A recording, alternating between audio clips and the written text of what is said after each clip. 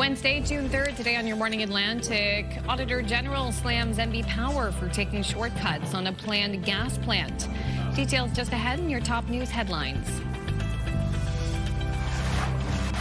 And bring your appetite. It's nearly time for the Lebanese Cedar Festival. We'll get a preview of the popular annual event as they get ready for a weekend of entertainment, culture, and of course, food. Plus, attention East Coast gardeners. We'll chat with the authors of a new book that highlights native plants and the pollinators who love them. All that and so much more just ahead on the Wednesday edition of Your Morning Atlantic.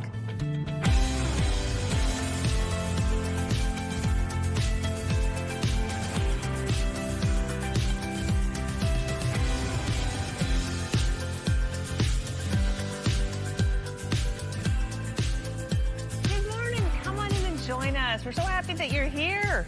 We are celebrating the wonderful arrival of the sunshine, at least in the Halifax area. Poked out the CTV window. It is beautiful already out there. So yes, bring it on. So excited. Goodness. So happy to see it. What a fantastic job you've done matching your lipstick to your shift today. Wow. Thank you so much for noticing. Yes. Thank you. Meantime, I was trying to find, I'm like, where's the orangey lipstick that kind of matches with this? I'm going to blend these two together. Yeah, I don't know. I find once you have something that really works, like there's one lipstick I always reach for. And I was thinking, oh, that doesn't work today. I have so many, and I use the same ones all the time. Well, yes. Great. As they say, don't fix what ain't broke. Right? Yeah, that's true. All right, let us move on to the weather forecast because I think it's worth shouting to the rooftops. Absolutely. So cool to start yet again, but as we saw earlier this week, it was quite cold. That is going to change. We are going to see a shift in the high temperatures headed our way, sunshine as well. So make sure to layer up before heading out, but you'll be shedding those layers into the afternoon. 4 degrees to start over in Charlottetown with 5 heading outdoors in Halifax as well as into Sydney this morning. 8 degrees in Fredericton, 9 starting off your day in Labrador City. Cooler in St. John's, Newfoundland this morning at 1 degree. So keep in mind sun safety when heading out. We are seeing a jump up in the UV index, now tracking high for all 3 maritime provinces, also climbing for Newfoundland and Labrador as we see sunshine over there today. UV index will be quite high. Over to our satellite and radar. Not really much to show you early this morning. We are seeing a bit of a cloudy start to the day for parts of the region. Lots of sunshine right across Atlantic Canada as this ridge of high pressure warm air begins to move back in. In terms of our wind forecast, it's going to be quite light today. 15 kilometers per hour for sustained wind in Charlottetown, 11 in Fredericton. No wind gusts to report across the maritime region. We'll take a look at your sunny forecast just ahead, but first a look at your local news with Amanda. Thank you, Latavia. New Brunswick's Auditor General is not happy with the province's power utility. In his new report, Paul Martin slams NB Power for putting taxpayers at risk and making rash decisions about a natural gas plant. Martin says a key decision from NB Power about whether or not it would own the facility or strike up partnership leaves a lot of questions unanswered. NB Powers has decided to go with a partnering agreement rather than ownership. It's hundreds of millions of dollars more. Is there a good reason, a good solid business case? Why? I don't see the documentation for that. Martin says had the EUB denied approval for the gas plant, NB Power would have been forced to pay ProEnergy for early construction costs of up to $55 million US. Martin says he's working on another AG report involving NB Power. The Auditor General also has some tough words for New Brunswick's literacy programs. The report found students are failing to hit provincial targets for reading and writing. In fact, the AG found no standards were met during a 3-year audit. Few schools passed and the province did little with the poor scores. There's renewed pressure on the Nova Scotia government to raise its contract offer to hundreds of striking long-term care workers in the province. And I, along with all of my co-workers, have currently been on strike for 8 weeks now. More than 50 long-term care workers and supporters attended a rally hosted by CUPE in Eastern Passage on Tuesday. They included Betty Wilcox, whose husband was well cared for 2 years prior to the strike. And now that's gone, and I don't understand it. I go home, I sit, I cry, worry, to stop. They're getting burnt out. Well, I think what's really clear 8 weeks in is that the Premier is out of touch.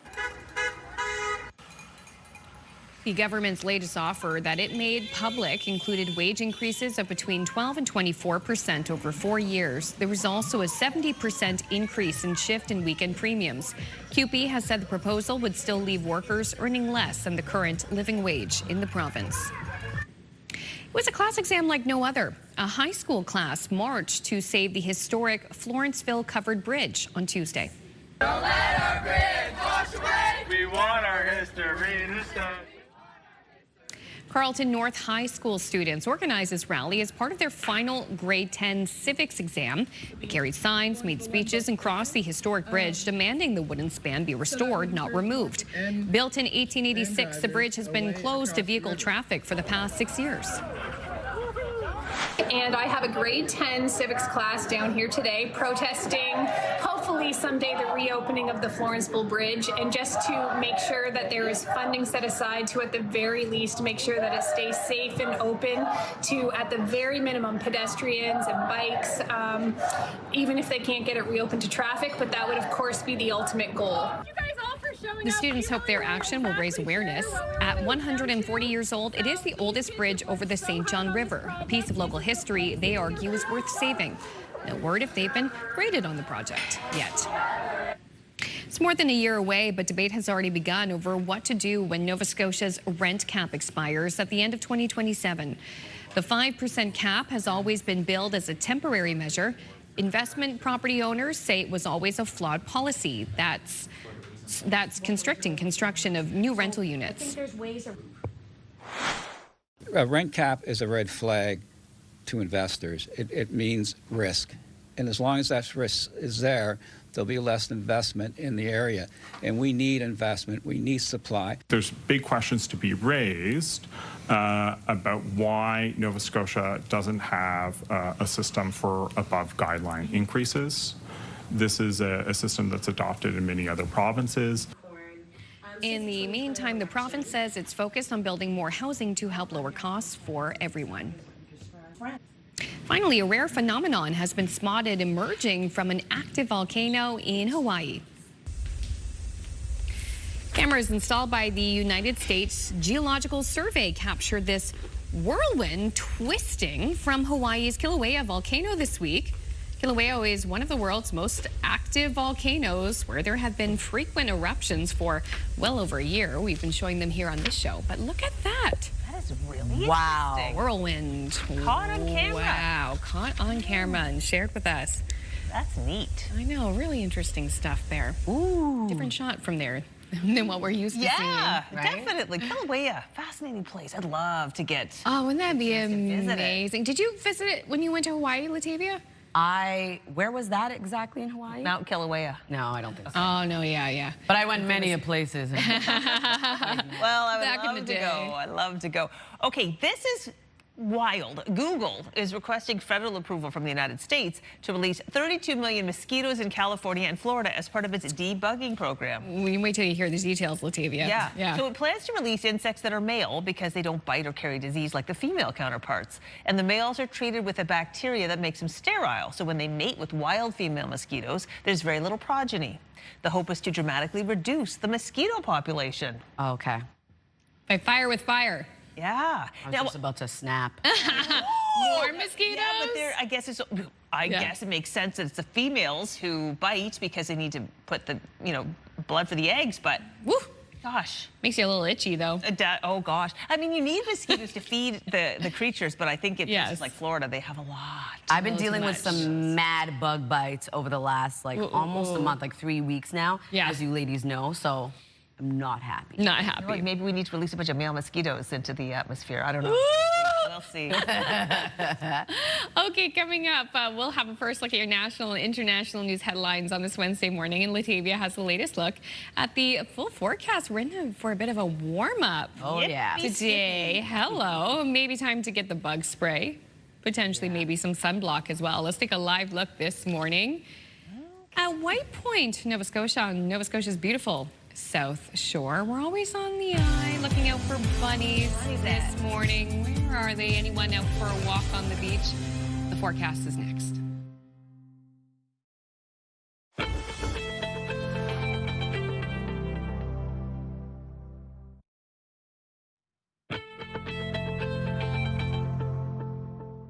Good morning and happy hump day. The time now is 6:12. We're taking a live look at St. John. Starting off at 7 degrees this morning, a bit cloudy early on, but we are going to see clouds continue to clear out, leaving sunshine and a warm up in your area.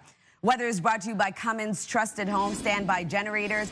Cooler to start early on, but don't worry, temperatures are expected to rise. As of right now, it is only 4 degrees in Halifax, 5 in Sydney, with 4 degrees starting off your day in Charlottetown, 8 degrees this morning in Fredericton, with 10 starting off your day in Labrador City. Cooler in St. John's, Newfoundland at 3 degrees. Over to our forecast timeline. We do have a bit of active weather in the forecast for parts of Labrador starting off the day. A chance of showers for parts of that province. Into the afternoon, we will be seeing sunshine right across much of Atlantic Canada. We are going to see a bit of precipitation holding on, though, for parts of Newfoundland and Labrador. Other than that, clear skies for all 3 maritime provinces this evening. Temperatures cool down, much warmer than we've seen over the last few nights. And that will take us into our forecast for Thursday. Another sunny, beautiful, hot day is ahead as temperatures continue to rise. If you are wondering about those precipitation totals, only seeing around 2 to 5 millimeters for Happy Valley Goose Bay.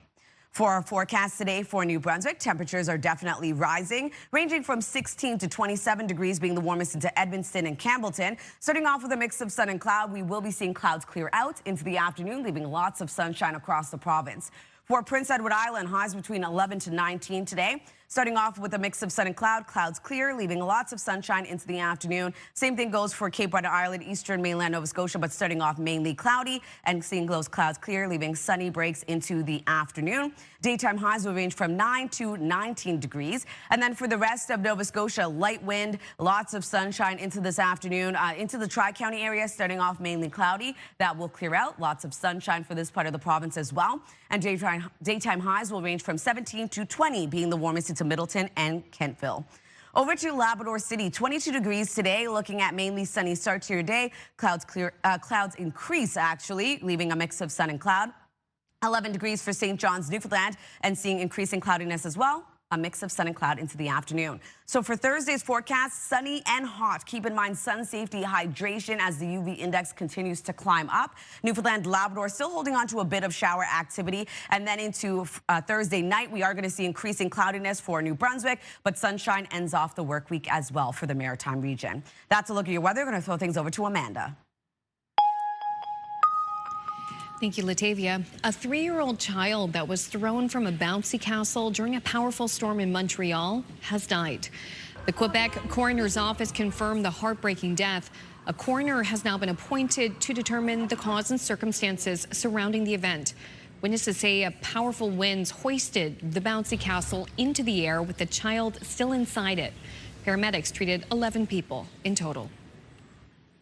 A community in northern Saskatchewan is in mourning after a shooting near its local health clinic killed one person and injured another. This homicide follows a wave of violence in Pelican Narrows, which is about 500 kilometers northeast of Saskatoon. There were 2 other homicides in the small community in the last month. The suspect in Monday's shooting has been arrested, but RCMP are still investigating possible motives. Canada wants to renew its free trade agreement with the U.S. and Mexico for 16 years. That is the message this country's trade minister delivered in Washington yesterday. CTV's Abigail Beeman has more on the statement and the reaction. Minister, what are the goals of this meeting? To be able to tell you how well it's gone when we finish. And after Dominic LeBlanc's meeting with top U.S. Trade Rep Jamieson Greer, he called it positive. We presented a number of specific proposals to Ambassador Greer that we think are good in the broader context of the North American economy and respond to some long-standing issues that the United States has raised with us. LeBlanc wouldn't share those proposals. He did say he raised the issue of tariffs, and he discussed his letter to the U.S. and Mexico officially backing a 16-year renewal of the Canada-U.S.-Mexico Free Trade Agreement. After today's meeting, do you believe that that's attainable? I'm eternally optimistic, Abigail. I think it's in the economic interest of North America to commit to that trilateral framework for another 16 years. The stability and the certainty and the predictability that that agreement offers, and the importance of trying to get to there as quickly as possible. A delegation from Manitoba was also here Tuesday, separately meeting with U.S. trade officials. I think we heard clearly what some of those irritants were. I think there's a path that we can make these kind of go away. The U.S. has made its irritants known. The booze ban, supply management, and the Online Streaming Act high on the list, with one source today quoting frustration from U.S. officials who said dealing with Canada has been a roller coaster. He seems to go and socialize and come back empty-handed while the Mexicans have been in formal negotiations, eating our lunch for the last 6 months. LeBlanc said he and Ambassador Greer agreed to be in touch next week and said there's still a lot of work to do before the July 1st deadline. Abigail Beeman, CTV News, Washington. And there's still optimism that a peace deal can be reached in the U.S. war with Iran, despite an increase in missile strikes overnight. ABC's Karen Hua has the latest, also from Washington. In dramatic new video released by the U.S. military, we see a missile launch from an American warplane at an oil tanker heading to Iran. This is the 6th commercial vessel the U.S. has disabled as part of the naval blockade of the Strait of Hormuz. Iran, in response, attacking American allies Kuwait and Bahrain with missiles and drones. Despite the strikes, Secretary of State Marco Rubio offered optimism a peace deal is still possible, as he publicly testified in Congress for the first time since the war with Iran began. There is the prospect before us, which could happen today, it could happen tomorrow, it could happen next week, that for the first time, certainly in my memory, they have agreed to negotiate aspects of their nuclear program that just a month ago, or just a year ago, they were refusing to even mention. Rubio says the U.S. will not offer to lift sanctions to reopen the Strait of Hormuz. Instead, the U.S. will only lift sanctions after Iran gives up its nuclear program. The Trump foreign policy has become a dumpster fire. Democrats unconvinced any deal will land the U.S. in a better place than before the war. The war has killed 14 American service members, wounded hundreds more, and killed thousands of civilians. It's driving up the price of gas, food, and much more. All this is happening as a ceasefire between Israel and Iranian-backed Hezbollah is still shaky and threatens any negotiations between the U.S. and Iran. Karen Hua, ABC News, Washington. A quick break here on Your Morning Atlantic. When we return, we'll have your top business headlines, plus your must-see moment from our colleagues at TSN.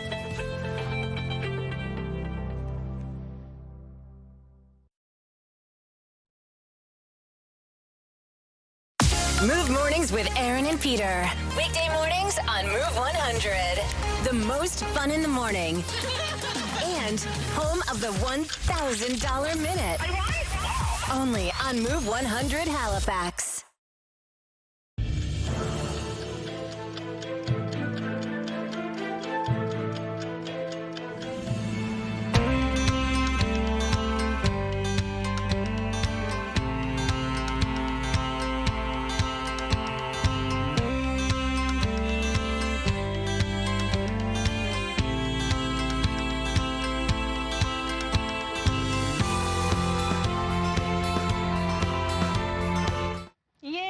So happy Newfoundland, join the country. Yippee, yippee, love it. Awesome. All right, 6:24, time to check in with our friends at TSN Sports Center for today's must-see moment.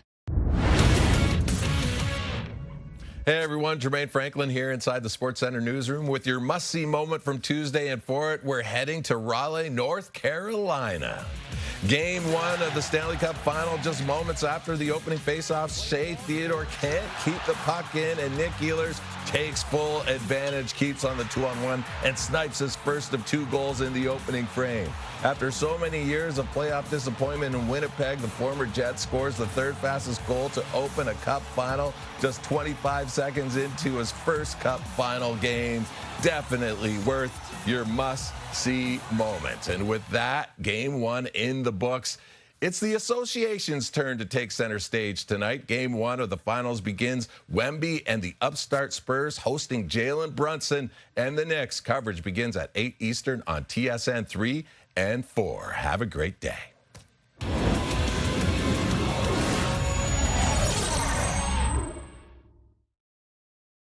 This TSN must-see moment brought to you by J.R. Rahe's Furniture and Appliances. Now time for your business headlines from our colleagues over at BNN.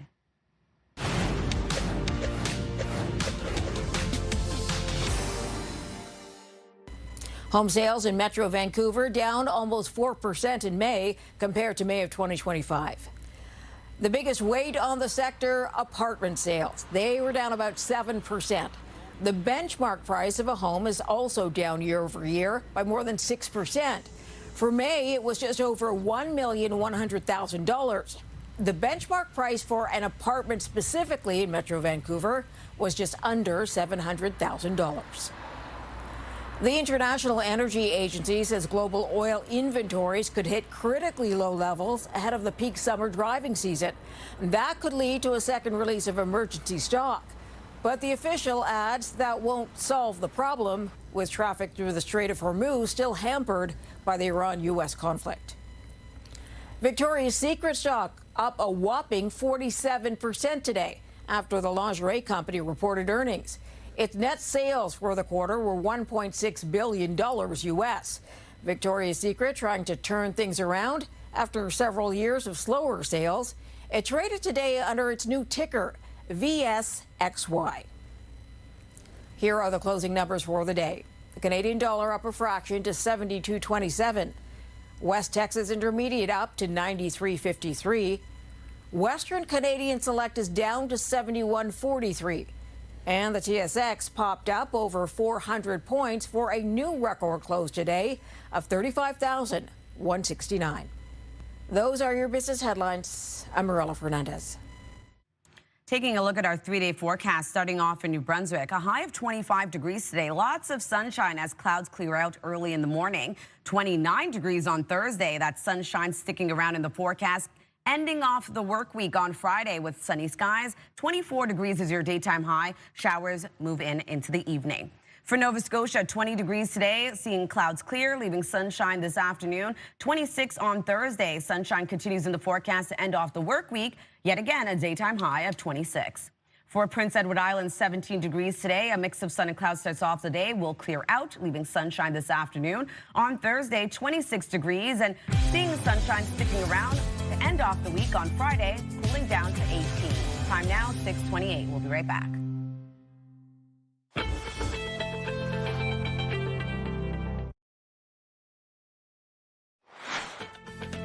Just ahead, the Move Morning Chat. Today we want to know about a moment that made you think, wow, I'm old.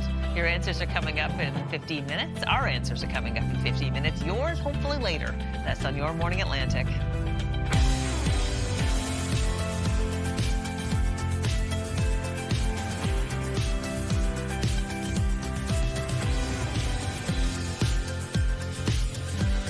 Good morning. I feel it in my bones that we're going to have some good weather over the next few days, like some sunshine.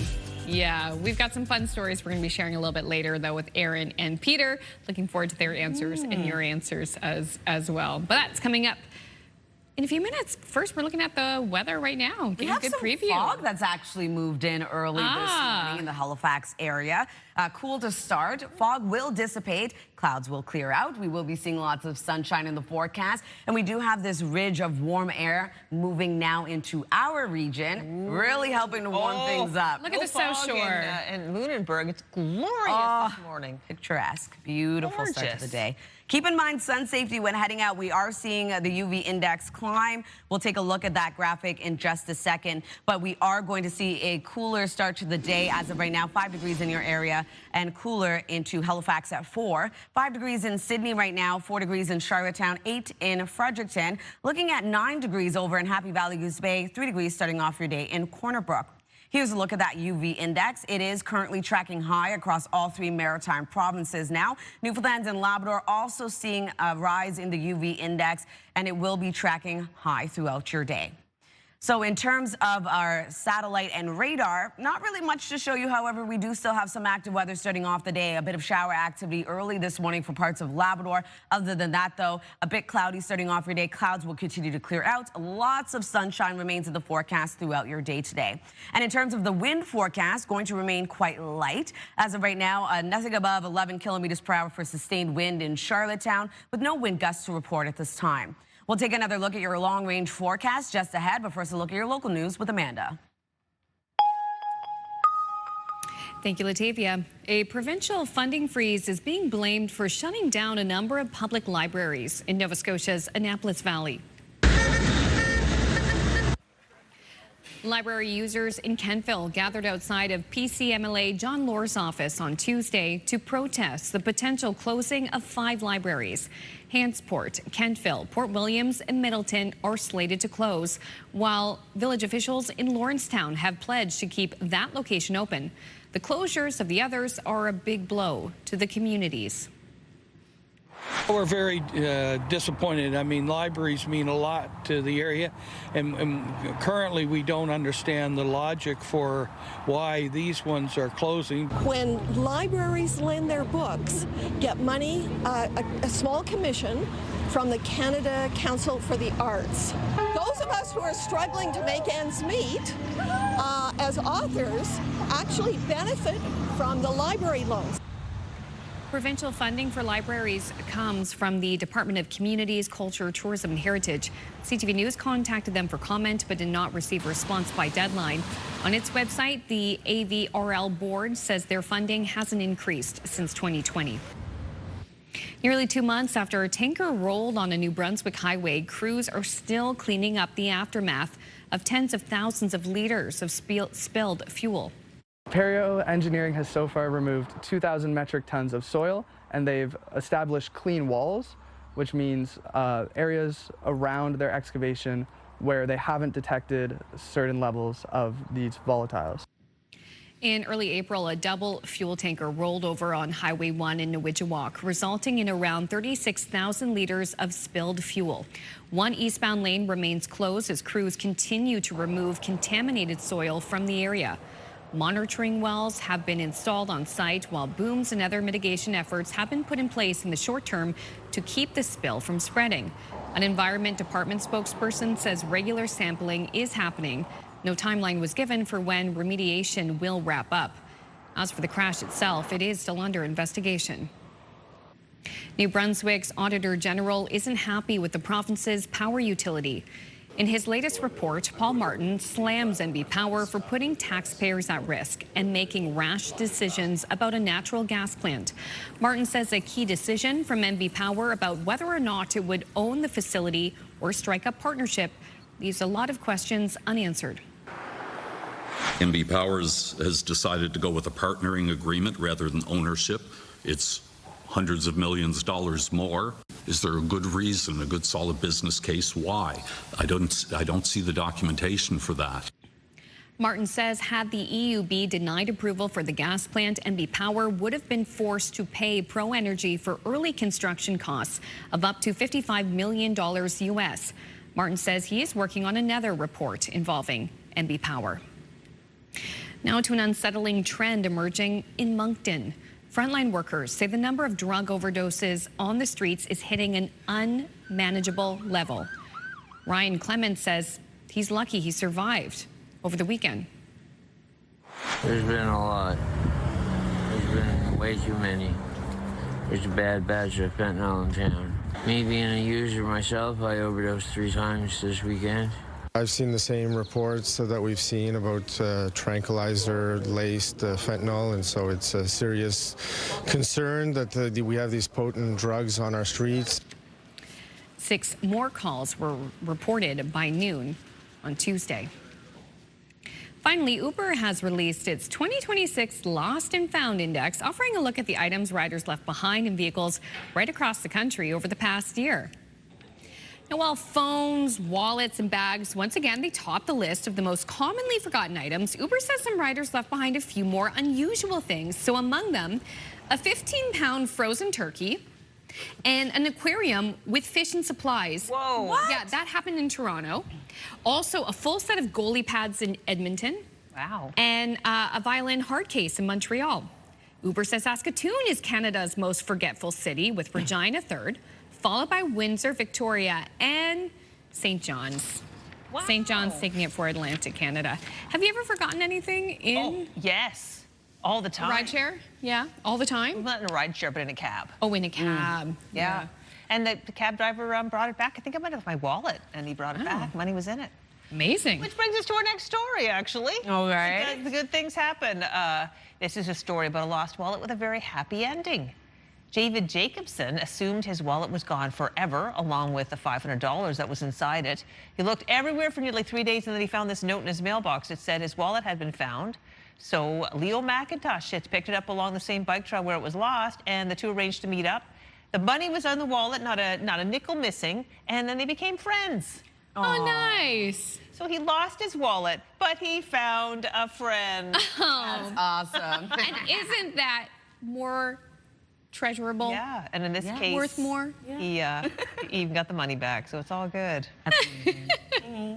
Okay, love that story. Still ahead, we're going to head to Hollywood for your entertainment headlines. Latavia has the latest look at the forecast and the warm-up, but also the Move Morning Chat. Today we want to know, when was the last time you thought, oh boy, I'm old, or I'm getting up there? Stay with us. Your Morning Atlantic. We'll be right back for that conversation.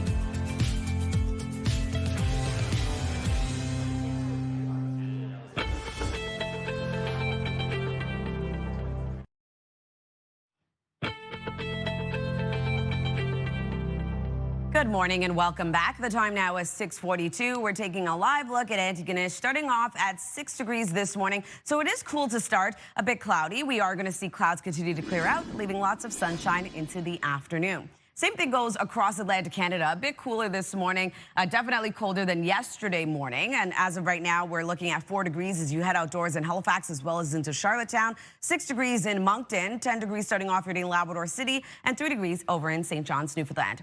We do have a bit of active weather in the forecast for parts of Labrador, looking at a chance of showers early in the morning. Other than that, though, a bit cloudy, some fog patches starting off your day for the Maritime region. Fog will dissipate, clouds will clear, leaving sunshine into the afternoon for much of the region. We are going to hold on to some precipitation for parts of Newfoundland and Labrador, and into the evening hours for the Maritime region, quite clear for all 3 maritime provinces. Cooling down yet again into the overnight hours, but temperatures really beginning to warm up in our forecast yet again for Thursday, looking at above seasonal daytime highs for much of the region. If you're wondering about that precipitation, though, we're only seeing around 2 to 5 millimeters of additional precipitation in Happy Valley Goose Bay. For our forecast today for New Brunswick, daytime highs will be ranging from 16 to 27, being the warmest into Edmundston and Campbellton. Looking at a mix of sun and clouds starting off your day, a bit cloudier for the southern region of the province. Clouds will clear out, though, leaving sunshine into the afternoon. For Prince Edward Island, highs between 11 to 19. Lots of sunshine throughout your day today. Same thing goes for Cape Breton, eastern Nova Scotia, but starting off the day mainly cloudy. Clouds will clear out, leaving a mix of sun and cloud with daytime highs between 9 to 19 degrees. And then for the rest of Nova Scotia, also seeing lots of sunshine this afternoon, mainly cloudy for the Tri-County area to start your day, but clouds will clear out. Daytime highs between 17 to 20 degrees. Labrador City also seeing sunshine and a warm-up today, 22 degrees, and into the afternoon looking at a mix of sun and clouds, so increasing cloudiness into the afternoon. 11 degrees for St. John's, Newfoundland, also seeing a mainly sunny start to your day, and then seeing a mix of sun and cloud. For our forecast on Thursday, keep in mind sun safety, hydration as the UV index climbs. Temperatures rise quite high as well, seeing some daytime highs into the 30s for the Maritime region. Shower activity for parts of Newfoundland and Labrador remain, and that takes us into our forecast for Friday. We are going to see another low pressure system move through Newfoundland, bringing shower activity, but sunshine remains in the forecast to end off the work week for the Maritimes. That's a look at your weather. Going to throw things over to the Move Morning Chat.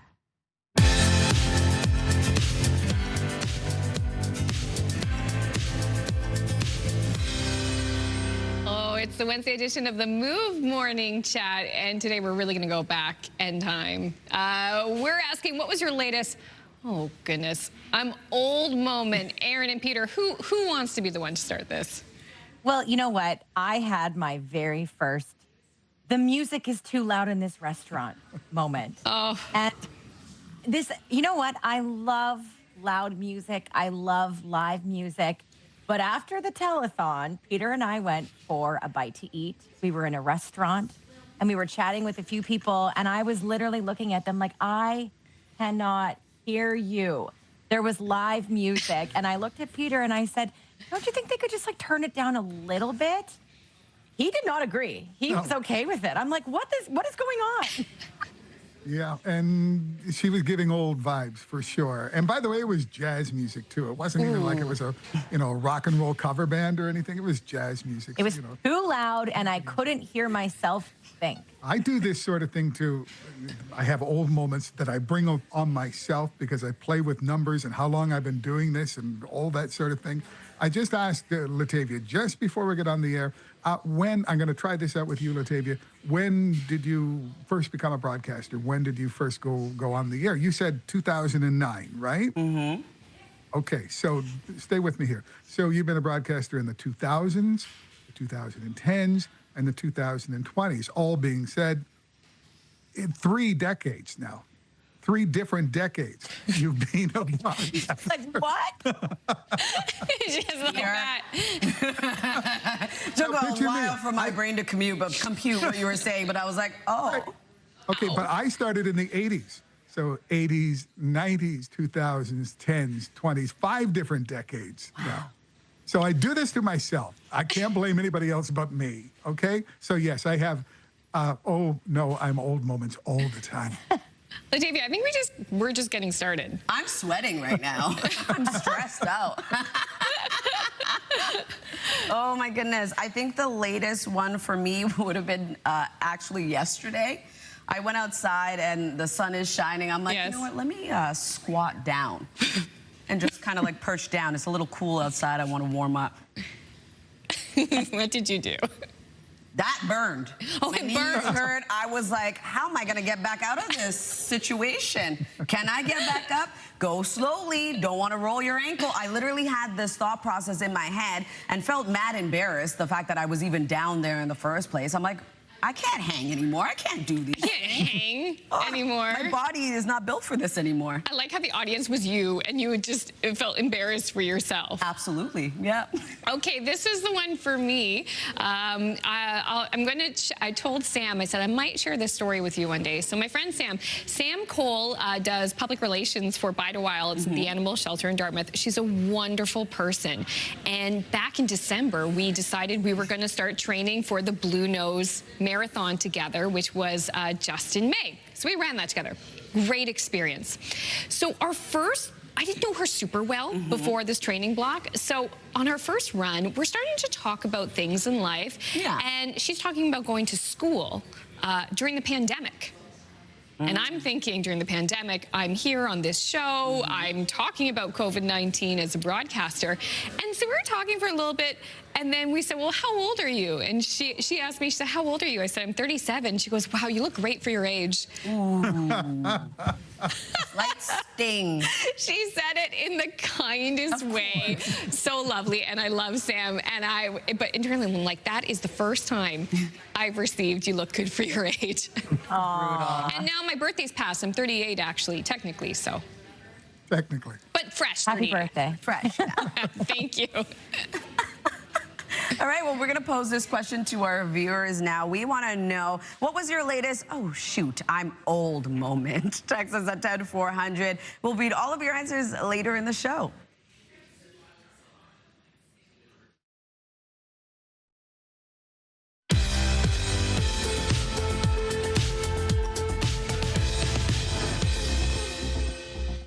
Welcome back. The time now is 6:52. We're going to take an early flight over to Hollywood. Take a look at your entertainment headlines. We're learning about the death of 2-time Grammy Award-winning singer Peabo Bryson. The family of Bryson saying the voice behind Oscar-winning Disney classic songs Beauty and the Beast and A Whole New World passed away Tuesday, just days after suffering a stroke. Bryson was 75 years old. Disney is the parent company of ABC News. The 25th Tribeca Festival gets underway today in New York. Robert De Niro started the film festival in 2002 to help the area recover from the 9/11 terror attacks. Will Arnett will star alongside Kristen Stewart in Prime Video's The Challenger. The Amazon series follows Sally Ride's historic journey to become the first American woman in space. And happy birthday to broadcast journalist Anderson Cooper. He turns 59 today. And that's what's happening in Hollywood. Melissa Adon, ABC News. All right, well, it's time now for a comeback story for the ages. Serena Williams is making a return to competition. ABC's Sophie Flay has the news that's making tennis fans very excited. New details about the long-rumored comeback of Serena Williams, the 44-year-old officially announcing her return to pro tennis. Posting this video with the caption, "Good news travels fast." I gotta change my number. Williams, who stepped away from tennis in 2022, revealing she accepted a wildcard invitation to play doubles next week at the HSBC Championship in London. And what better place for tennis royalty to return than the Queen's Club? Williams says, "It feels like the perfect place to begin this next chapter. Grass has given me some of the most meaningful moments of my career." Since her unofficial retirement from tennis, Williams, a mother of two, has focused on her work supporting maternal health. She also became the face of numerous brands, including the GLP-1 weight loss drug, Roe, and made headlines for her iconic Crip Walk during Kendrick Lamar's Super Bowl halftime performance. No, they not like us. No, they not like us. But now that she's returning to the court, fans want to know what comes next. The HSBC Championships are considered a warm-up for Wimbledon. I don't think that she would fly all the way over to London to play the warm-up event and not try to play Wimbledon. You got to think that Wimbledon would reserve a wild card for her if she wants it. Her sister Venus will also be competing in the doubles event next week, but don't expect the once unbeatable team to reunite. Serena will be partnered with 19-year-old Victoria Mboko, who teased the pairing late last week. The fact that she even knows me is very, it's very exciting. But, you know, I think for me, I want to kind of let the moment for her.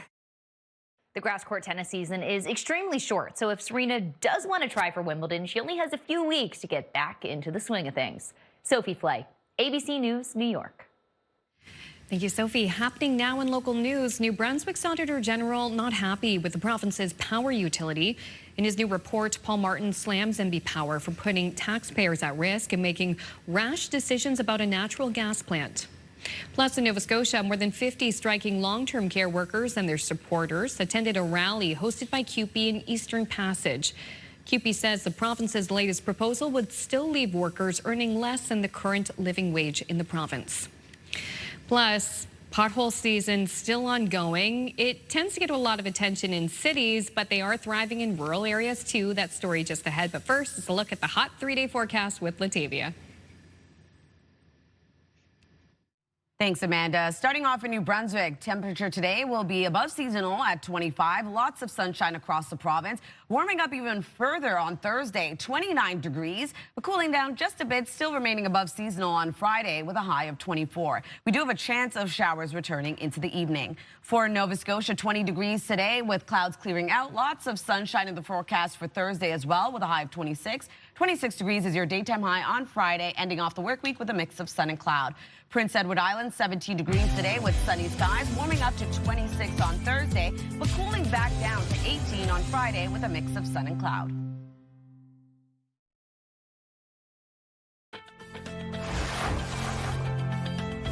It's Wednesday, June 3rd. Today on Your Morning Atlantic, New Brunswick's Auditor General slams NB Power for taking shortcuts on a planned gas plant. We'll have details just ahead in your news headlines. And lobster for a lot of impact. We visit the Dartmouth General Hospital to find out how this year's lobster dinner is making a difference in healthcare. That's a little later this half hour on Your Morning Atlantic.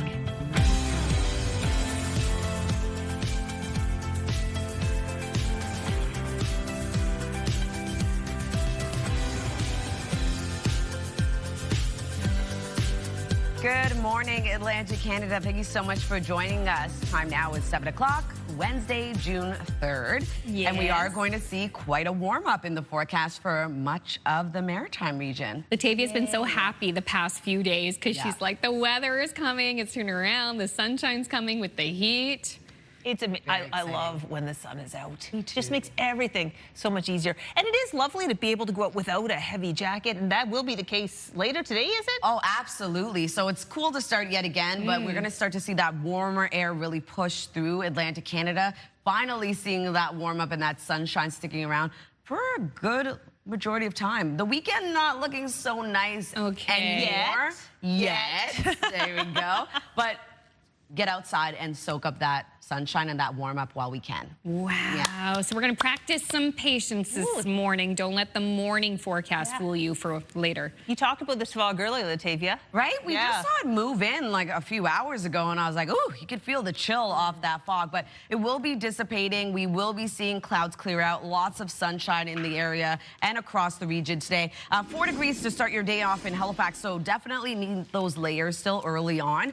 4 degrees as well starting off your day in Charlottetown with 8 degrees in Fredericton, 8 degrees starting off your day in Cartwright with 6 in St. Anthony. Keep in mind sun safety when heading out, though, as the UV index remains high across all 3 maritime provinces. Now extending into Newfoundland and Labrador, also going to see sunshine and a warm up today. The UV index is high for you as well. Over to our satellite and radar, we do have some active weather across parts of Labrador early on. A chance of showers starts off the day. Into the afternoon, clouds will continue to clear out. Lots of sunshine for much of the region and pretty light wind for the Maritimes. As of right now, nothing above 11 kilometers per hour for sustained wind in Halifax and Charlottetown, and no wind gusts to report at this time. We'll take another look at your forecast just ahead. First, a look at your local news with Amanda. New Brunswick's Auditor General not happy with the province's power utility. In his latest report, Paul Martin slams NB Power for putting taxpayers at risk and making rash decisions about a natural gas plant. Martin says a key decision from NB Power about whether or not it would own the facility or strike a partnership leaves a lot of questions unanswered. NB Power has decided to go with a partnering agreement rather than ownership. It's hundreds of millions of dollars more. Is there a good reason, a good solid business case? Why? I don't see the documentation for that. Martin says had the EUB denied approval for the gas plant, NB Power would have been forced to pay ProEnergy for early construction costs of up to $55 million US. Martin says he is working on another report involving NB Power. The Auditor General also had some tough words for New Brunswick's literacy programs. The report found students are failing to hit provincial targets for reading and writing. In fact, the AG found no standards were met during a 3-year audit. Few schools passed, and the province did little with the poor scores. There's renewed pressure on the Nova Scotia government to raise its contract offer to hundreds of striking long-term care workers in the province. And I, along with all of my co-workers, have currently been on strike for 8 weeks now. Long-term care workers and supporters attended a rally hosted by CUPE in Eastern Passage. That included Betty Wilcox, whose husband was well cared for 2 years prior to the strike. And now that's gone, and I don't understand it. I go home, I sit, I cry, worry, to stop. They're getting burnt out. Well, I think what's really clear 8 weeks in is that the Premier is out of touch. The government's latest offer that made public included wage increases of between 12 and 24% over 4 years. There was also a 70% increase in shift and weekend premiums. CUPE has said the proposal would still leave workers earning less than the current living wage in the province. Back in New Brunswick, a former travel inn is becoming a transitional housing project. 14 units in the former Go Motel will be managed by the United Way. The province purchased and renovated the 2-story building for just under $800,000. The housing minister acknowledges Moncton needs this kind of facility more than any other community, given the severity of the housing crisis in the city. This is people coming directly out of a tent, directly out of a shelter, into permanent in-community housing. Moncton is the community that most acutely faced by homelessness and all the challenges that come along with that, and we're making sure that we make priority of building new in-community supported housing units here. Numbers show 519 people were homeless in Moncton last month. Potholes in cities tend to get all the attention, but they are thriving in rural areas as well. CTV's Emma Convey has the proof. This is Highway 101. It runs the length of the Annapolis Valley. Motorists often drive below the speed limit, not out of fear for fines, but for potholes. I have to dodge, like the police probably think I'm drunk going down the road. It's terrible. You're driving along, and if you're not paying attention, you could leave half of your vehicle in one pothole and then finish off your other part of your vehicle in another pothole. Potholes are a known problem in the bigger cities, but along with Highway 101, towns just off it are every bit as bad. My truck's a 2021 and drove it across Canada, no problems. Been here for 2 years, and now it's just falling apart. Bad enough to inspire the owner of this diner to create a pothole burger. Made with a hole in the top bun, and then it is poorly patched with pulled pork. It became their most popular burger, a bright spot in a dark subject. I don't know why the roads are so bad here or why we can't seem to fix them in a more permanent manner when other places can. The worry in these rural communities where everyone drives isn't just the damage to the vehicles, but the risk to lives. Emma Convey, CTV News, Middleton, Nova Scotia. Whew. Thank you so much, Emma. Okay. Oh, you're getting up. Uh-oh. Something big is happening. Yep. The moment has arrived, ladies. Okay? It has. It is time to announce the winner of the CTV Your Morning Pay Your Bills contest. And thank you to everyone who played along. So, the winner is, with so many entries. Let's see who it is. $20,000. Come on. Sandra Kearney. You are taking home an incredible $20,000. Congrats. Oh my gosh. Congratulations to you, Sandra. Hope the money makes a big difference in your life. And we want to thank everybody for playing along. It was a lot of fun participating in the Your Morning $20,000 Pay Your Bills contest. Congratulations, Sandra. So exciting. Oh my gosh. After all those weeks, we got a winner. Oh my gosh, Sandra. Woo! So we got to find out where you live so we can come up with the big bag of money. Yeah. With the dollar signs on it. Yeah. Want to take a picture of Sandra like smiling like this? All the money just rains down. It rains down. Stand there, like dropping the money on her. I'll just be like, woo! That would be such a joy. Oh, that would be great. Yeah, and it's only coming in $10 bills, so we can really make it rain. Yeah, exactly. No, but still, congratulations. That's so wonderful. We're going to take another break here on Your Morning Atlantic. Still ahead, I'll have a look at your national news headlines. And Latavia has the midweek forecast. Look at the sun shining on Peggy's Cove this morning. Very calm seas this morning, too. No whitecaps from the North Atlantic. The forecast and details on the UV index coming up next with Latavia.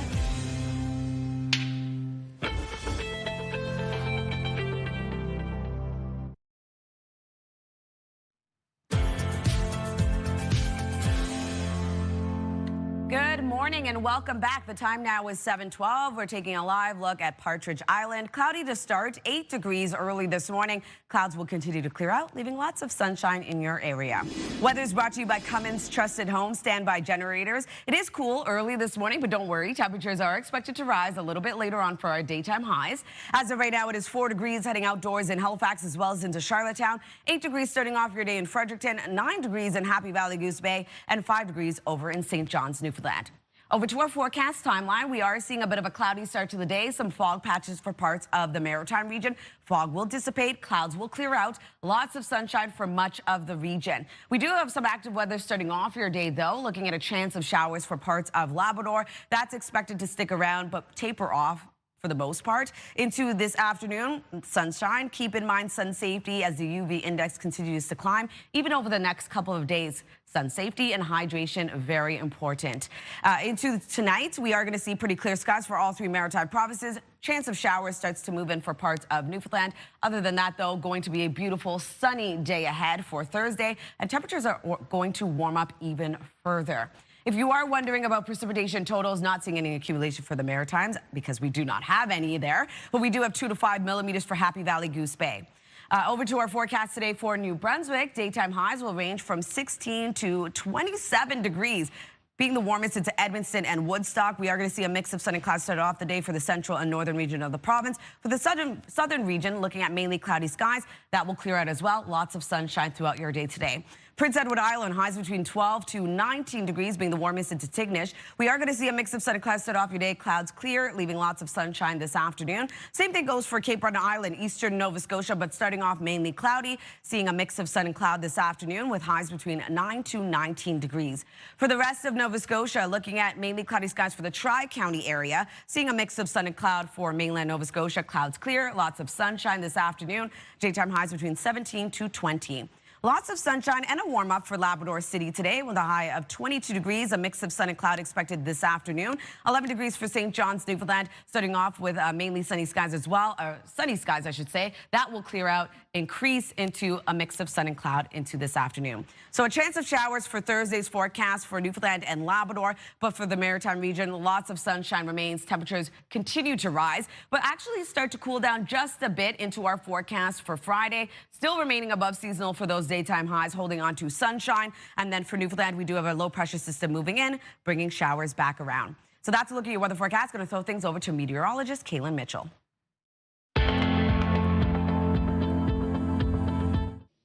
This is your Campfire Conditions Report brought to you by Pine Acres RV, where customers become friends. In the province of New Brunswick, we do have some counties that are closed to campfires. That includes Gloucester, Restigouche, Madawaska, Victoria, and Carleton counties. Then we have some hours of restrictions, 8 p.m. to 8 a.m.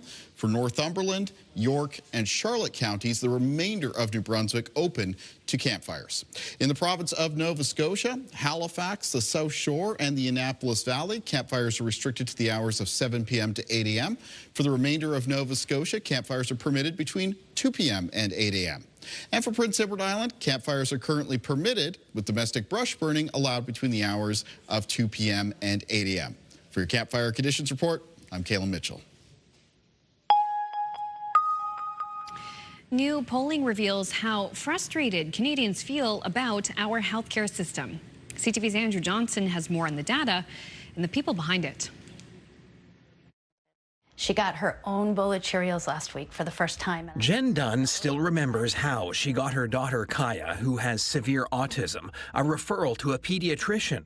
How could she forget? I'm not exaggerating. I was on my knees in tears. And I said, I'm not leaving here until I get some help. Nobody will help me. Hours spent in waiting rooms or months on referral lists. Don't pass quickly. Any kid on the spectrum, it's just so hard for them to wait. Dunn's #1 focus is her daughter, but her own care situation is bleak. She last had a family doctor a decade and a half ago. I was pregnant with my daughter, and she just turned 16. I have gone on extensive wait lists, but I never get, it's like a lottery to get in. Dunn's experience is echoed in a new Nanos research poll of 1,000 Canadians who most commonly named long waits their #1 healthcare concern, followed by poor access to services and shortages of both doctors and staff. More than 90% of Canadians polled say something needs to change. More than 2/3 are open or somewhat open to having providers use AI to assist with diagnosis and treatment plans. 60% expressed openness to allowing private organizations to deliver publicly funded surgeries and diagnostic tests to reduce wait times. The health system generally is so hard to turn this big ship around, whether it comes to using virtual care, allowing health professionals to use AI, allowing health professionals to do more of the things that traditionally doctors would do. One of the most striking and sobering poll responses was almost unanimous. Only 14% of Canadians surveyed believe the healthcare system is headed in the right direction. Andrew Johnson, CTV News, Vancouver. Thank you, Andrew. The United Nations Weather Agency is warning of an increased risk of extreme weather in the coming months. Extreme heat alone is already one of the deadliest climate hazards we face. An El Niño event could intensify the threat on average. An El Niño is a warming of sea surface temperatures in the Pacific Ocean, which can last up to a year. The weather pattern is known to cause extreme heat, severe floods, and drought. Right now, the World Meteorological Organization says the tropical Pacific is unusually warm, with surface temperatures 6 degrees above average. A quick break here on Your Morning Atlantic. When we return, grab the garlic. We're learning more about a lobster dinner fundraiser in support of the Dartmouth Hospital. That's on the other side of this break. Please stay with us. We'll be right back.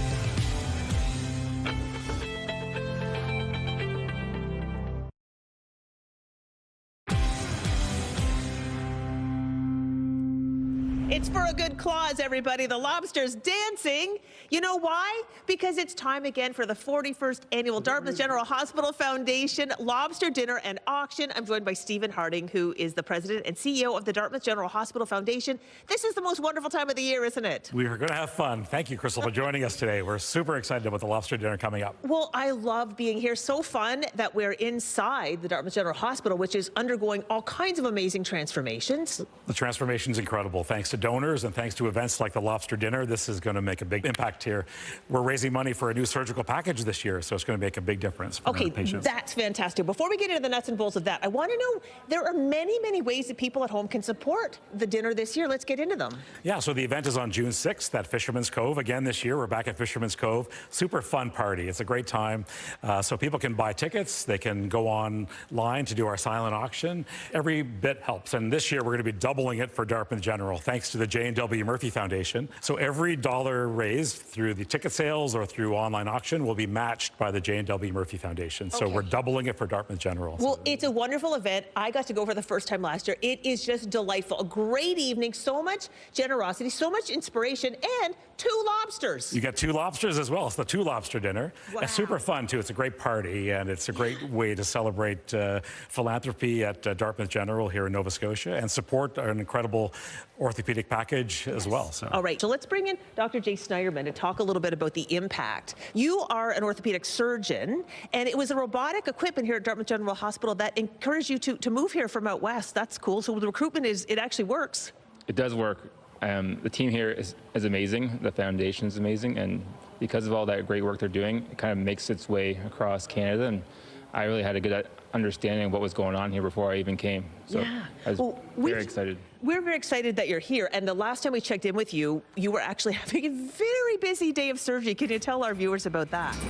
Well, the last time you were here, we did 8 hip replacements in a single day in a single operating room, which is a first here and something that we're really proud of accomplishing. So we're looking to continue keeping on with efficiency and safe surgical practices here at Dartmouth General. So the equipment that's going to be raised at this event is going to help Dr. Snyderman do the incredible work he's doing, right? Exactly. It'll help give Dr. Snyderman and the team new equipment for orthopedic surgeries, plus also for kidney stones as well. So our endoscopy team will get a new package to help really handle large, complex kidney stones. Yeah. Also, our melanoma team, plastic surgery, will get a new melanoma detection kit as well. So fantastic. It's going to cover all the hospital. It's going to be fantastic. No, so Dr. Snyderman, you were a Moncton Wildcat. I think our viewers would be cool that you've been making saves for a long time, but now you're actually saving lives. That is an interesting way to put it. But yes, I was a Moncton Wildcat. Robert Irving just passed away, so condolences out to Moncton Wildcat family and to the Irving family. But yeah, great time in my life, and now I'm just very excited to be here doing orthopedics, and really the whole surgical team, like the urologists and plastic surgeons, the general surgeons here, are all doing amazing work, and the support from this foundation event will go to supporting our surgical team here. Yeah, no, it's such a wonderful event. Have you been before? I've never been, so I'm very excited to go get lobster and have a good time, and I think it's going to be hopefully a beautiful day.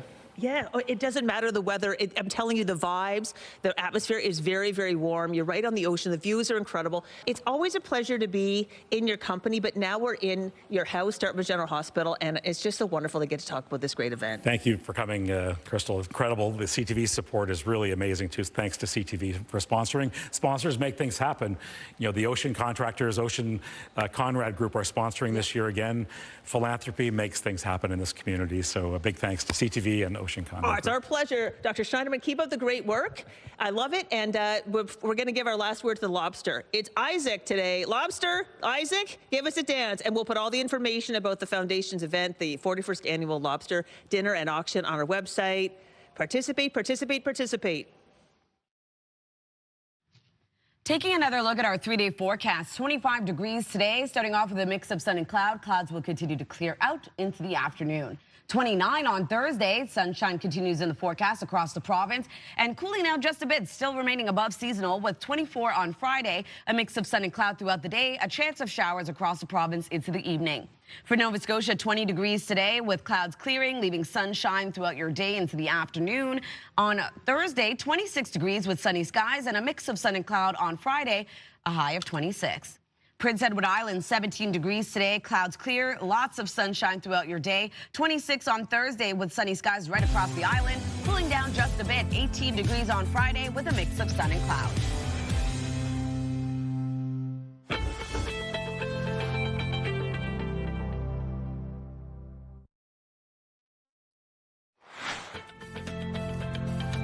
Coming up in 15 minutes, the Lebanese Cedar Festival. The always popular event is happening this weekend. We're going to get a tasty preview that's just ahead on the Wednesday edition of Your Morning Atlantic.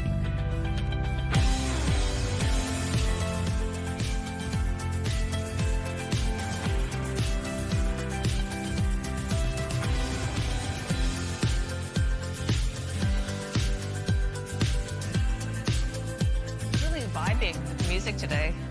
Thank you so much for joining us. It's a great day. The weather's taking a turn for the better. Yeah. Friends from Cedar Fest are in. Oh my gosh, Cedar Fest is awesome. It really is. It's a blast. The music, the performances, the culture, the food. The food is amazing, and we're going to be making a special recipe in just a few minutes. But I love Cedar Fest. Almost kicks off the summer festival season. I agree. Here. Yeah. I wish we could hit all the summer festivals in our region. Wouldn't that be fun? You'd be busy. Awesome. You'd be a busy person. If you Absolutely. Full and happy. You'd be full, you'd be happy, you'd be entertained. Oh my gosh.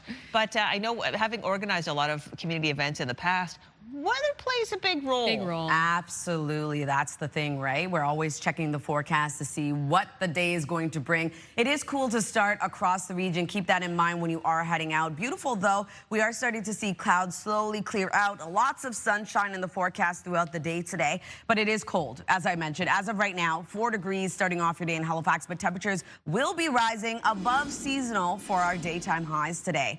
6 degrees starting off your day in Sydney with 4 degrees in Charlottetown, 7 currently in Moncton, 8 degrees right now, 9 degrees rather in Happy Valley Goose Bay, and looking at 6 into St. Anthony. Here's a look at that UV index tracking across the Maritime region as high, and also seeing high UV index for Newfoundland and Labrador. We do have a bit of active weather in the forecast, though, something to keep in mind. If you are headed out in Labrador today, we are going to see a chance of showers for parts of the province. But other than that, lots of sunshine remains as clouds continue to clear out this afternoon. In terms of the wind forecast, though, it's going to remain quite light today. Nothing above 17 kilometers per hour right now for sustained wind in Halifax. 15 in Charlottetown, 11 in Fredericton and Grand Manan. No wind gusts to report at this time.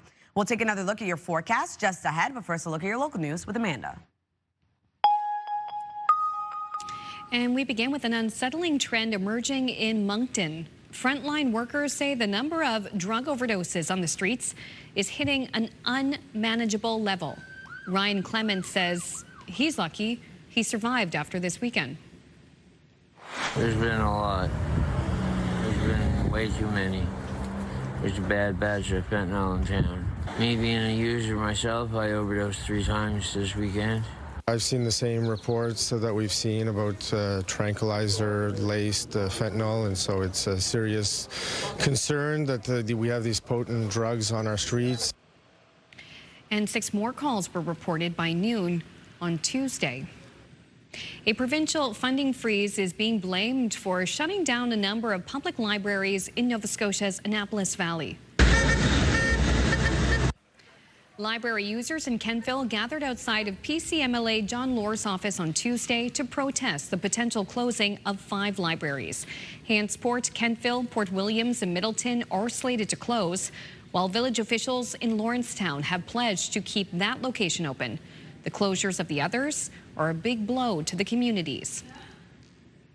We're very disappointed. I mean, libraries mean a lot to the area, and currently we don't understand the logic for why these ones are closing. When libraries lend their books, get money, a small commission from the Canada Council for the Arts. Those of us who are struggling to make ends meet as authors actually benefit from the library loans. Provincial funding for libraries comes from the Department of Communities, Culture, Tourism and Heritage. CTV News contacted them for comment but did not receive a response by deadline. On its website, the AVRL board says their funding has not increased since 2020. Nearly 2 months after a tanker rolled on a New Brunswick highway, crews are still cleaning up the aftermath of tens of thousands of liters of spilled fuel.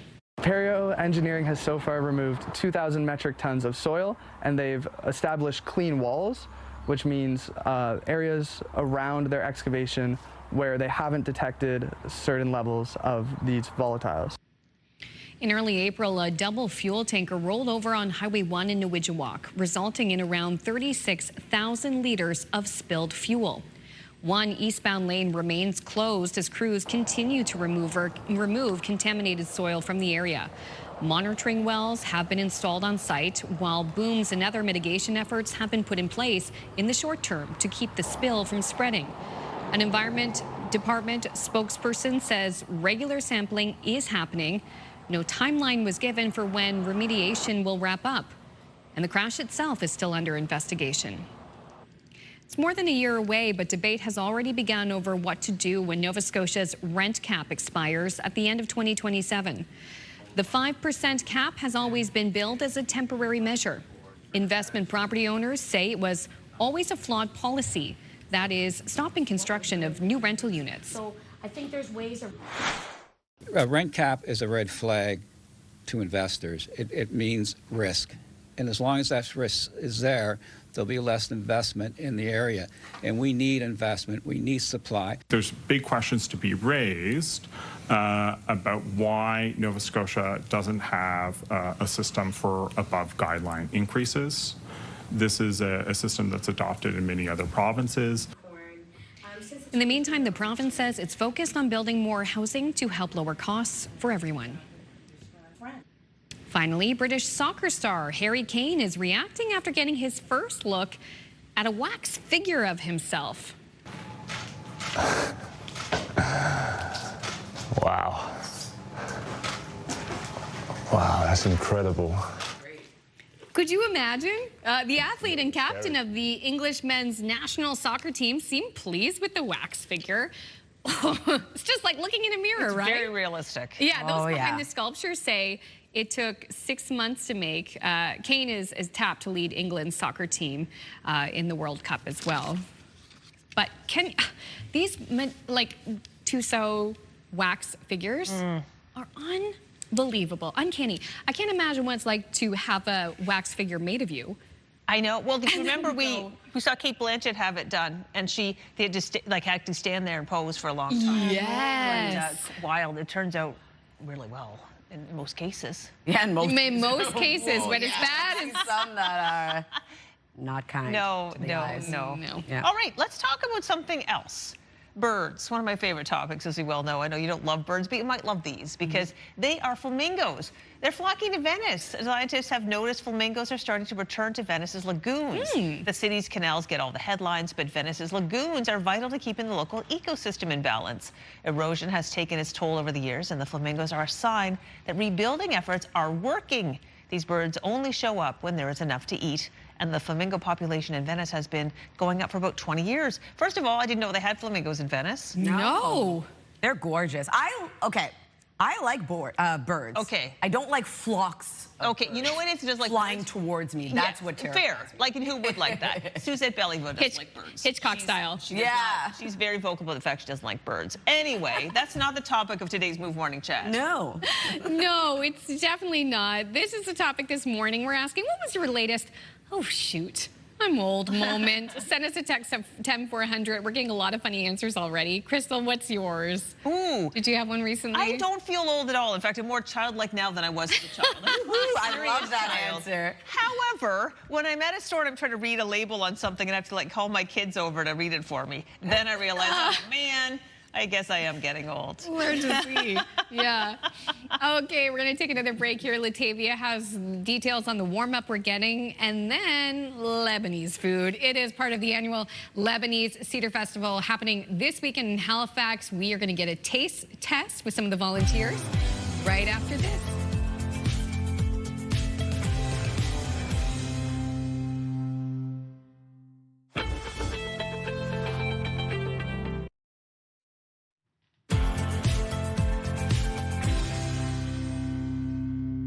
Good morning and happy Wednesday, Atlantic Canada. The time now is 7:43. We're taking a live look at a beautiful sunny start to the day in St. John's, Newfoundland.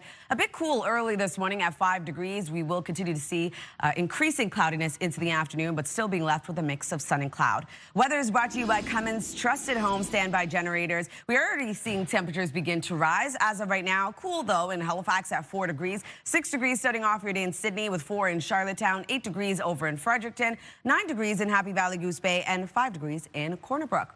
Over to our forecast timeline. We are seeing a bit of shower activity for parts of Labrador. Other than that, though, lots of sunshine starting off your day. We had a bit of fog early this morning, already beginning to dissipate. Clouds will continue to clear out for much of the region, leaving lots of sunshine into your afternoon. Keep in mind sun safety as the UV index is now tracking high across Atlantic Canada. We are going to see temperatures continue to rise over the next few days and sunshine sticking around as well, so make sure to keep hydrated. Into the overnight hours, clear skies for the Maritimes.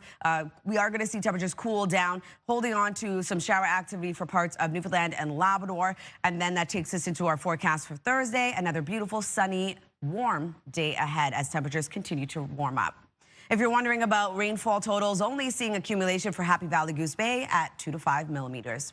Over to our forecast today for New Brunswick. Daytime highs will range from 16 to 27. We are going to see clouds continue to clear out, leaving lots of sunshine this afternoon. Light wind out of the southeast, only 15 kilometers per hour. For Prince Edward Island, highs between 12 to 19. Also going to start off the day with a mix of sun and cloud. Clouds will clear out into the afternoon. And then for Cape Breton, eastern Nova Scotia, daytime highs between 9 to 19 degrees. Mainly cloudy skies start off your day, clear out, leaving a mix of sun and cloud. And same thing goes for the rest of Nova Scotia. Seeing lots of sunshine this afternoon as clouds clear out. We are going to see daytime highs between 17 to 20, being the warmest into Middleton and Kentville. For Labrador City, also seeing a warm up today. 22 degrees is your daytime high. Lots of sunshine. We will be seeing increasing cloudiness into the afternoon, but still being left with a mix of sun and cloud. Now 11 degrees for St. John's, Newfoundland. Starting off the day with lots of sunshine, seeing increasing cloudiness, still going to see a mix of sun and cloud this afternoon. So for Thursday's forecast, we do have some shower activity building for Newfoundland and Labrador. For the Maritime region, clear skies for all 3 Maritime provinces. Temperature is going to be quite hot, nearing the 30s for parts of the region. And then into the overnight hours, increasing cloudiness for parts of New Brunswick, still being left with partly cloudy skies. Temperature is quite warm for our overnight lows. And then into Friday's forecast, ending off the work week with sunshine, looking at a mix of sun and cloud for the most part. Temperatures still remain above seasonal, but cooling down just a bit. And we are holding on to some precipitation across parts of Newfoundland. That's a look at your weather forecast. Going to throw things over to Crystal. All right, thank you. I've got some very special guests here because the Cedar Festival returns to Halifax this weekend. It is the perfect time to savor the taste of Lebanon. Joining this morning in the kitchen to share the details, we've got Jean, Madeline, and Nadia. Good morning to you all. Good morning. Good morning. Now, John, you're the head chef of the festival. Yes. That is a big job. How do you feel about taking on that kind of responsibility every year? It's stress a lot. I can imagine. I heard there were some 13,000 people last year. Yes. That must take literally a village to get the food made for that many people. Yeah, we'll have a lot of volunteer to help.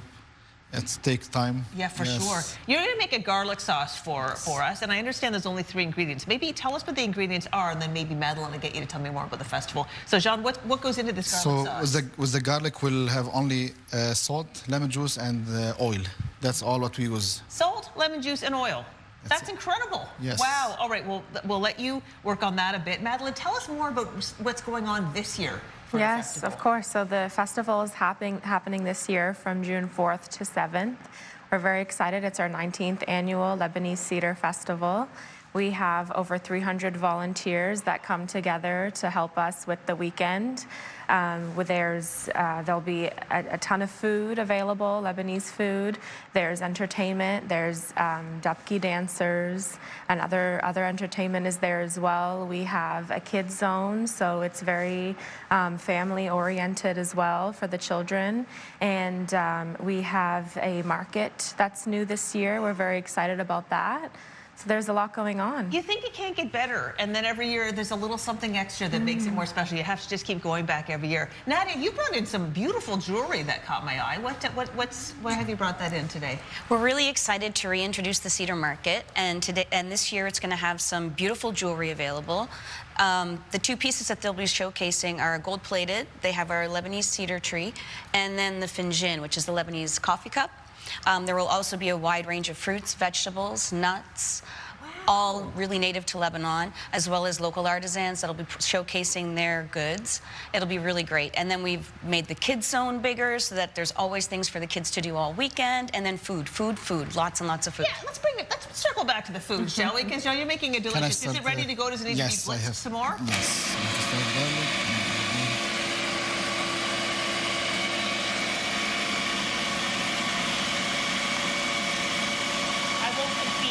Just let John do his thing. It's so sensitive, the garlic. If you put too much oil, it will break. Okay. So you have to be careful.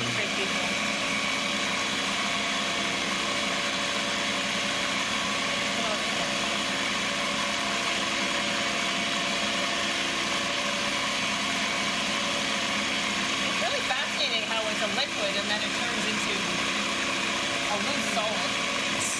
It's very much an art to create this type of... I imagine Madeline and Nadia, you've been at the festival for a while. What's your favorite part of this experience? I would say it's definitely the food and the entertainment. There's shows that are happening all weekend long, all throughout the day. And it kicks off on the 4th, goes through the weekend.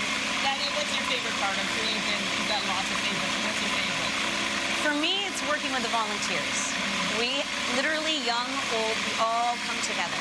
But in terms of the festival itself, it's the food, but it's the entertainment. The hall is blitzed at all times. There's constant dancing and music and games. I think for me, definitely it's the food. I mean, we love to have the new in every year. It's something our crew looks forward to when we see the calendar. But for me, I have to say that I do love the food, but it's the entertainment that really takes it over the top. Yes. And now we'll market this year that those said, okay, John is still busy working. Maybe what we'll do is I'll give a little taste of fresh sauce when a little bit later in the show, but right now we will take a break or control them. Just let us know where we're headed.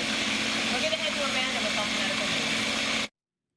Thank you so much. Health and medical news now. The U.S. Drug and Food Administration has approved the first oral antiviral designed to help prevent COVID-19 after exposure to an infected person.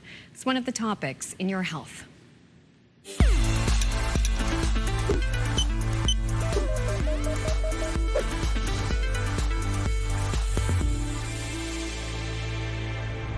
Zocova is a 5-day pill regimen approved for people 12 and older. The drug maker says it works by blocking viral replication before symptoms develop. During trials, the drug reduced the risk of developing symptomatic COVID by 67% compared to a placebo. Common side effects include headache, diarrhea, and cough. Google wants to fight mosquitoes with more mosquitoes. The company's debug program is seeking approval in the U.S. to release up to 32 million non-biting male mosquitoes in Florida and California. The insects carry a naturally occurring bacterium that prevents them from producing offspring with wild female mosquitoes. Because only males are released, they don't bite or spread disease. That means the population of disease-carrying mosquitoes could shrink over time. The American Environmental Protection Agency is reviewing the permit request. Finally, therapy donkeys are helping patients with mental health conditions recover in a psychiatric hospital unit outside Paris. Patients attend the sessions free of charge as part of their treatment, which is funded by France's public health system. Patients are paired with a donkey, caring for and walking them. Over time, they become familiar with each other's personalities. Health workers say the sessions are designed as therapeutic interventions for people living with anxiety, depression, autism, schizophrenia, or other conditions. Staff say they can help improve emotional regulation, communication, social interaction, and self-esteem. Some of the donkeys were adopted through shelters after experiencing neglect or mistreatment. The program has also expanded to include guinea pigs, chickens, doves, goats, turtles, and rabbits.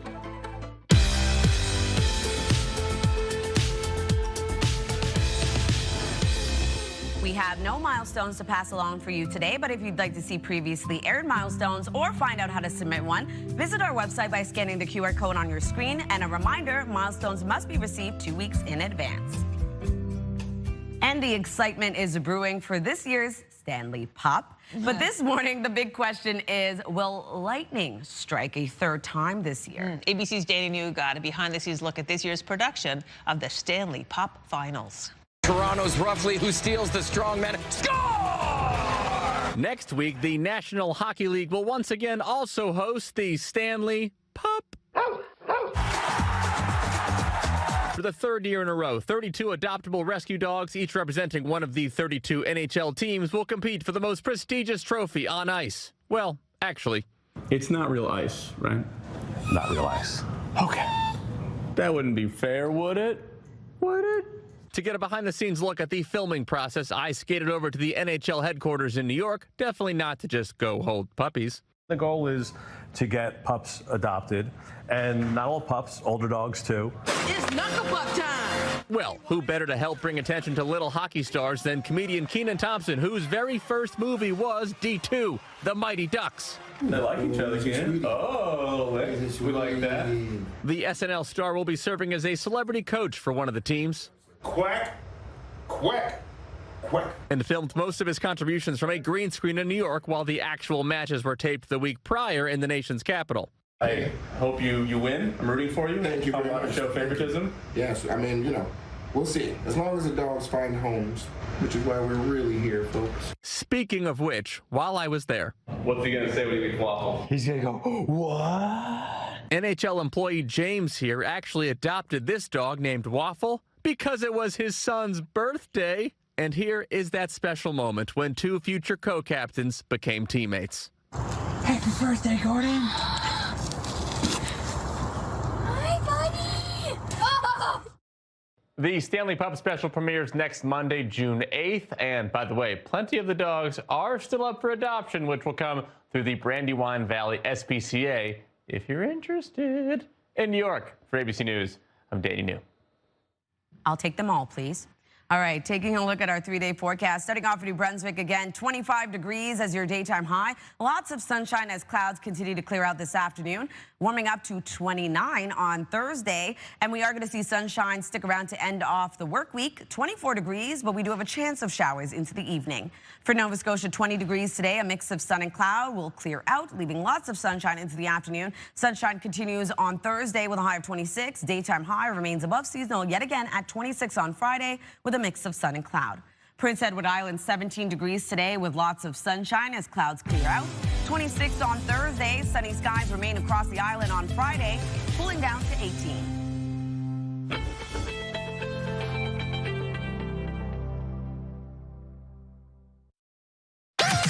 The #1 morning show in Halifax. Turk, Megan, and Amateur Alex. And home to the biggest artists.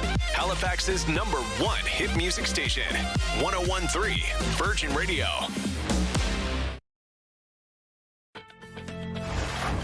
It's Wednesday, June 3rd.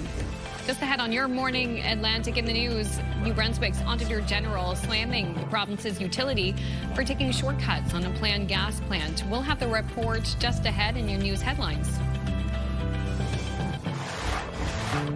And the nature-friendly East Coast Garden. The authors of the new book will join us to chat about how you can help native plants and pollinators thrive in your own backyard. That's just ahead on your Morning Atlantic.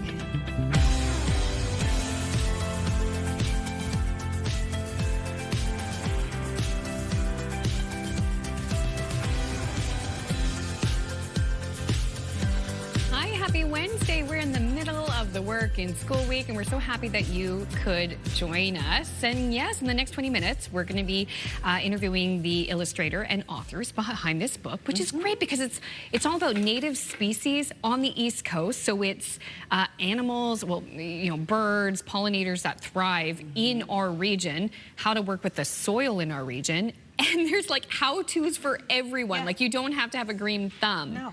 I love that. It's easy, and just take a little sniff. There's nothing like a fresh book, freshly printed. Yeah. No, that smells good. Is delightful. I would like to receive it as a gift. Yeah, I will be giving it as a gift. It's wonderful. Anyway, we'll get into that in a bit. It's finally getting to be weather where you want to be out in the garden. Yes, exactly. And we're going to see that sunshine sticking around over the next couple of days to end off the work week. So enjoy it, soak it up, but be mindful of sun safety and hydration as we start to see these temperatures climb. Maybe get a big garden hat. Oh, I like that. A really big garden one. gloves. Yeah. Yeah. Yes. I like you're creating a picture, and I like what I'm seeing. All right, so cool to start early this morning. You can see our live eye in Bedeck was wet from the showers we had. Started to taper off early this morning. We will start to see clouds clear out as well. Temperatures will rise into the afternoon, above seasonal daytime highs headed our way. Some into the mid to high 20s, really, over the next couple of days, especially. But cool to start, so you're going to want to layer up before heading outdoors this morning. 4 degrees in Halifax, as well as into Charlottetown, 7 degrees in Moncton, 10 degrees in Labrador City, and 6 degrees over in Gander. Here's a look at the UV index, tracking high across all 3 maritime provinces, now tracking high across both Newfoundland and Labrador as they see sunshine and a warm up as well. But we do have a bit of active weather in the forecast as well for parts of Labrador. Looking at a chance of showers starting off the day. We'll stick around into the afternoon before clearing out. If you're wondering about our wind forecast, remaining quite light across all 3 maritime provinces today. Nothing above 15 kilometers per hour right now in Charlottetown, 11 in Fredericton and Grand Manan. No wind gusts to report at this time. We'll take another look at your forecast just ahead. First, a look at your local news with Amanda. Thanks, Latavia. Time is 8:03. New Brunswick's Auditor General not happy with the province's power utility. In a new report, the AG slams NB Power for putting taxpayers at risk and making rash decisions about a natural gas plant. CTV's Nick Moore reports. I don't believe the process was well structured and could use some more scrutiny. That is the main theme from Auditor General Paul Martin's report today, looking at NB Power's plans for a natural gas power plant, which received regulatory approval from the Energy and Utilities Board last week. Martin says his job wasn't to declare if the plant was needed for electricity demand, but rather if NB Power followed due process of making sound decisions along the way. Martin says a key decision from NB Power about whether or not it would own the facility or strike up a partnership leaves a lot of questions unanswered. NB Power has decided to go with a partnering agreement rather than ownership. It's hundreds of millions of dollars more. Up to $700 million more, according to the AG report. Martin says had the EUB denied approval for the plant, NB Power would have been obligated to pay Pro Energy for early construction costs of up to $55 million US. Why are we putting ourselves at risk like that? Why was the contract structured like that? I honestly think we need to ask NB Power to come to the Public Accounts Committee and ask those serious questions. I don't think it should stand. There are so many questions and so many problems with this. At the same time, Martin says he's working on other reports for the near future involving NB Power. Nick Moore, CTV News, Fredericton. There's renewed pressure on the Nova Scotia government to raise its contract offer to hundreds of striking long-term care workers in the province. And I, along with all of my co-workers, have currently been on strike for 8 weeks now. More than 50 long-term care workers and supporters attended a rally hosted by CUPE in Eastern Passage. They included Betty Wilcox, whose husband was well cared for 2 years prior to the strike. And now that's gone, and I don't understand it. I go home, I sit, I cry, worry, to stop. They're getting burnt out. Well, I think what's really clear 8 weeks in is that the Premier is out of touch. The government's latest offer that it made public included wage increases of between 12 and 24% over 4 years. There was also a 70% increase in shift and weekend premiums. CUPE has said the proposal would still leave workers earning less than the current living wage in the province. Now to a class exam like no other. A high school class marched to save the historic Florenceville covered bridge on Tuesday. Don't let our bridge wash away. We want our history to stay. Carleton North High School students organized this rally as part of their final grade 10 civics exam. They carried signs, made speeches, and crossed the historic bridge, demanding the wooden span be restored, not removed. Built in 1886, the bridge has been closed to vehicle traffic for the past 6 years. And I have a grade 10 civics class down here today protesting, hopefully someday, the reopening of the Florenceville Bridge, and just to make sure that there is funding set aside to, at the very least, make sure that it stays safe and open to, at the very minimum, pedestrians and bikes, even if they can't get it reopened to traffic, but that would, of course, be the ultimate goal. The students hope their action will raise awareness. At 150 years old, it's the oldest bridge over the St. John River, a piece of local history they argue is worth saving. No word if they've been graded on that project yet. Finally, the old saying, aging like fine wine, is being put to the test. Take a look at this. A collection of wine from the late 19th century has been restored by a prestigious French winery, and it's now on public display. For years, the wine was hidden away under a chapel floor in the Bykov Castle in the Czech Republic. Most of the 133 bottles date from the 1890s. They were hidden at the end of the Second World War by then owners of the castle, and they weren't discovered until 1985. The winery cellar master says the hidden cache provided perfect conditions for keeping the wine in good condition. This is me, because when I walk over, I don't look at the TV. I'm looking at my script. Yeah. But yeah, there you go. So cool. It's really cool. I just want the question that's not that I need to find out is, like, did they open one of the bottles and test it? Well, I know you have to. Come on, you gotta think. Yeah, I'm sure they try did. it. I'm sure they did. All right, big moment here. Thanks to everyone who played along with the CTV Your Morning Pay Your Bills contest. We did announce the winner at the 7 o'clock hour, but if you missed it, we're going to do it again. So let's celebrate. Thank you all for entering, for starters. But now we're going to announce the person who's going to walk away with $20,000 cash. And that winner entered the contest at least once, and she is Sandra Kearney. Congratulations, Sandra. Now, so many of you enter every day. We appreciated playing along with us, but this was a great contest. Sandra, you've got $20,000. Let us know what you do with the money. If you want us to come over and help you spend it, well, we'll make ourselves available. Would love to know what's the first thing you're going to do with 20 grand. That's so exciting. I hope she's treating herself. Me too. That's what I hope so, She's too. Basically, I think her arms are going to be covered in bruises because she's certainly been pinching herself many times. Right? Already. Yeah. Oh, no, it's real. Yeah. Well, you can certainly buy this book. We're going to chat with the authors of a new nature-friendly gardening book, and it's perfect for living here on the East Coast. It's Can't wait really to dive cool. into it with the creators. Yeah, no, it's very green as well, like in more ways than one. And speaking of greenery, we're going to have your second look, or no, how many looks are we having on the Wednesday forecast? Well, at least one more. At least one more. We're going to do it again. We're going to do it again. That's coming up after the break. We're going to take a live look at the Confederation Bridge. Nice and quiet this morning. Of course, there is some road work underway, so do keep that in mind before you take the bridge. It may cause some delays. The forecast is next.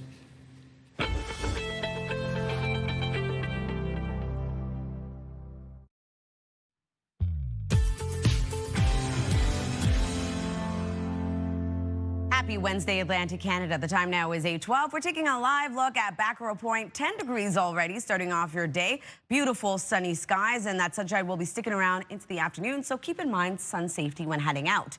Weather is brought to you by Cummins Trusted Home Standby Generators. Temperatures slowly beginning to rise across the region. 4 degrees, though, still right now in Halifax. 7 starting off your day in Sydney. 5 degrees in Charlottetown. 8 degrees in St. John, New Brunswick. With 11 degrees in Labrador City and 7 degrees over in Corner Brook. We do have some active weather in the forecast early this morning for parts of Labrador. Looking at a chance of showers starting off your day. For much of Atlantic Canada, though, a bit cloudy starting off your day. We are going to see clouds continue to clear out. Lots of sunshine for the region and temperatures warming up above seasonal for those daytime highs today. Into tonight, much of the same as expected. Pretty clear skies for all three maritime provinces. A chance of showers will move in for parts of Newfoundland. But into our forecast for Thursday, a beautiful, sunny, hot day is ahead as temperatures continue to rise. If you're wondering about precipitation totals, only seeing an additional 2 to 5 millimeters for Happy Valley Goose Bay. For our forecast today for New Brunswick, daytime highs will range from 16 to 27 degrees, being the warmest into Edmonton and Woodstock. We are starting off the day with a mix of sun and cloud for the southern region of the province, mainly cloudy, but clouds will continue to clear out. Lots of sunshine remains across the province today. Prince Edward Island, highs between 11 to 18, starting off with a mix of sun and cloud. Clouds will clear out. Lots of sunshine today for Cape Breton, eastern Nova Scotia as well, as we see clouds continue to clear into the afternoon. Daytime highs will range from 9 to 19 degrees. And then for the rest of Nova Scotia, also warming up today, 17 to 20. Mainly cloudy start to your day for the Tri-County area. Clouds clear out. Lots of sunshine for this part of the province. For Labrador City, 22 degrees is your daytime high. Mainly sunny start to your day with increasing cloudiness, leaving a mix of sun and cloud. 10 degrees for St. John's, Newfoundland, and also going to start off the day with lots of sunshine. Increasing cloudiness, still being left with a mix of sun and cloud this afternoon. Thursday's forecast is going to be quite hot. Temperatures nearing 30 degrees for the maritime region. Keep in mind sun safety and hydration when heading outdoors. Sunshine will remain for much of the region, but we do have a bit of shower activity for Labrador and for parts of Newfoundland. Into Thursday night, increasing cloudiness, still being left with partly cloudy skies for New Brunswick. Showers remain across Newfoundland and Labrador, slowly beginning to clear out on Friday for Newfoundland, but we are also going to see shower activity return for parts of the maritime region into the overnight hours on Friday, Crystal. Oh, sorry, going to throw I'll take it. Don't worry about it, Latavia. And now a look at international news. A 3-year-old child that was thrown from a bouncy castle during a powerful storm in Montreal has died. The Quebec coroner's office confirmed the heartbreaking death. A coroner's now been appointed to determine the cause and circumstances surrounding the event. Witnesses say powerful wind hoisted the bouncy castle into the air with the child still inside it. Paramedics treated 11 people in total. Out west, a community in northern Saskatchewan is in mourning after a shooting near its local health clinic killed one person and injured another. This homicide follows a wave of violence in Pelican Narrows, about 500 kilometers northeast of Saskatoon. There were 2 other homicides in the small community in just the last month. The suspect in Monday's shooting has been arrested, but RCMP are still investigating possible motives. There is still optimism that a peace deal can be reached in the U.S. war with Iran, despite an increase in missile strikes overnight. ABC's Karen Hua has the latest from Washington. In dramatic new video released by the U.S. military, we see a missile launch from an American warplane at an oil tanker heading to Iran. This is the 6th commercial vessel the U.S. has disabled as part of the naval blockade of the Strait of Hormuz. Iran, in response, attacking American allies Kuwait and Bahrain with missiles and drones. Despite the strikes, Secretary of State Marco Rubio offered optimism a peace deal is still possible, as he publicly testified in Congress for the first time since the war with Iran began. There is the prospect before us, which could happen today, it could happen tomorrow, it could happen next week, that for the first time, certainly in my memory, they have agreed to negotiate aspects of their nuclear program that just a month ago, just a year ago, they were refusing to even mention. Rubio says the U.S. will not offer to lift sanctions to reopen the Strait of Hormuz. Instead, the U.S. will only lift sanctions after Iran gives up its nuclear program. The Trump foreign policy has become a dumpster fire. Democrats unconvinced any deal will land the U.S. in a better place than before the war. The war has killed 14 American service members, wounded hundreds more, and killed thousands of civilians. It's driving up the price of gas, food, and much more. All this is happening as a ceasefire between Israel and Iranian-backed Hezbollah is still shaky and threatens any negotiations between the U.S. and Iran. Karen Hua, ABC News, Washington. The majority of Canadians feel our healthcare system needs an emergency overhaul. That's according to a new study that found 9 out of 10 people want to see widespread changes to address issues like long wait times and staffing shortages. CTV's Hafsa Arif has more. It's hard to believe that anybody would be surprised about it. When you have so many people scrambling for the same piece of the pie. A new Nanos research survey found healthcare a source of worry for many Canadians, the majority of who believe change in the system is necessary. People are ready for action. And the survey that we did with Santis really puts a spotlight on the appetite for action at the provincial level and also with federal healthcare partners. The survey found 91% of Canadians want to see this happen, a level of agreement that's rare on almost any issue. Long wait times are the top concern cited by 26% of respondents. Poor access to services follows at 12%, with staff shortages close behind at 11.5%. We need more people to actually be in that workforce. I think we're sending out a lot of folks with that necessary skill set to work for healthcare, and it's not serving us very well. Your Health NS, that app, it's not perfect, but it's getting better. There is virtual care, not perfect, but is getting better and more helpful. And the pharmacy. Pharmacists are able to do so much more than they were a few years ago. Look at the healthcare system in the States.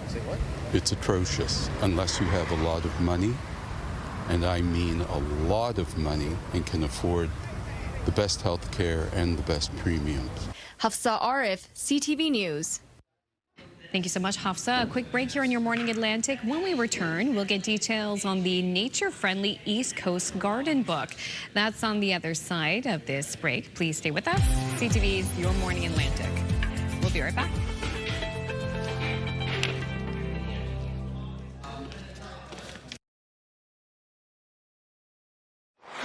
Hi, welcome back, 8:23. You know, if you've always wanted to create a garden or yard featuring East Coast plants and pollinators, look no further. The nature-friendly East Coast Garden is a new book with details on how to attract everything from butterflies to wildflowers and help them flourish in our maritime soil conditions.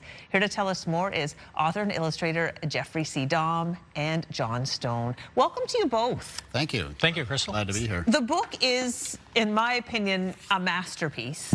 It's beautiful, and it's so simple. Like, it's just everything you need to know about helping wildlife. So I guess my first question to you, since Jeff, you're sitting next to me, is first of all, what inspired you to write this book in the first place? Well, calling it a masterpiece kind of fits with where the book came from, because I've spent the past 30 years doing nature field guides. So I have hundreds and hundreds of all these species illustrated. And from that came the concept that, well, I'm showing people how to spot and identify things. I'm not showing them how to take care of it and bring them closer to home. And you can do that right in your backyard. So that's the kind of the starting point of this book. Yeah. Perfect. And John, you bring a deep background of wildlife conservation to this book. And that's my question to you, is how did you decide what you wanted to put in the book? Because everything is so clear and simple, but that must have taken so much planning in advance to bring it down, to boil it down to the essence that you did. Making it simple is the hard work. Yeah. My background, of course, is with, as you say, with nature communication. I've been a nature communicator all my professional life, but we wanted to have something that didn't just tell people, but showed people and gave people the tools to bring nature back into their own green space, whether it's their yard, even a balcony. We wanted to make it simple, to make it achievable. Well, I believe that you've succeeded. This is fun. This is if you can make these little porcupine art out of natural materials, and then that will become an animal feeder. Yeah. So this, I wish I had had this book 15 years ago when my kids were little, because it would be one. But even as an adult, these activities. Okay, this is what you do with a log. Hay bales can become shelters. Who do you hope buys this book? Everybody.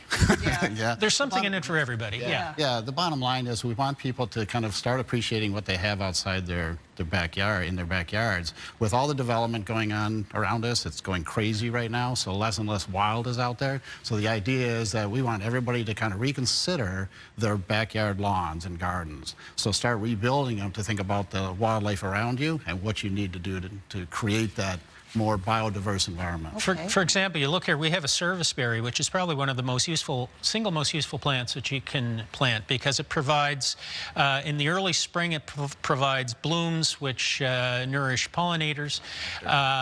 Then those pollinators become resident in the plant. Caterpillars use the plant, and the caterpillars support birds. And then the fruit appears on the plant. Serviceberry is the most valuable berry that we have. Very high in sugar, very high in nutrient value. And you just plant that plant in your yard, and it's beautiful to look at, too. You do that alone, and you're taking the great first step. Wonderful. A simple thing I read in the book that you could do is just reduce the size of your actual mowed lawn. Right. Yeah, that whole no-mow idea, we're taking it in more of a way that less mowing. Create paths through the yard, and then outside those paths are meadows and habitat for wildlife. We've got about a minute left, and Jeff, you've gone to all the trouble of actually carrying a lawn to your studio. Why did you bring that in? To me, it's one of the most, beside the plant. I'll hold it up so people can see it. You can see the hole in it there that a woodpecker has already started. These things become a life on their own. It's like an apartment building for bugs, but it's also a buffet for all the other animals, because all these insects start taking residence in this thing, and then the birds come in and start feeding on them, and reptiles will live in this, amphibians. That becomes a whole world ecosystem on its own. So if a tree falls over, let it be. Let it be. Let it be. Probably you can't see this from where you are, but I picked a page with a snake on it. Just simply not being afraid of snakes. Don't kill them, because what do snakes do for you? Everything. They control pests. Yeah.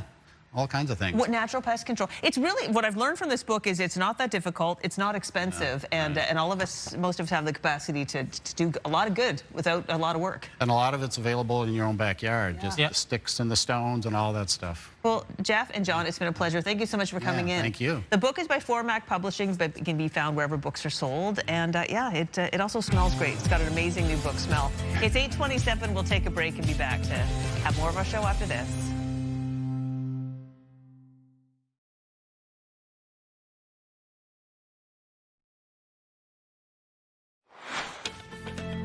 Still ahead, a look at Bannock.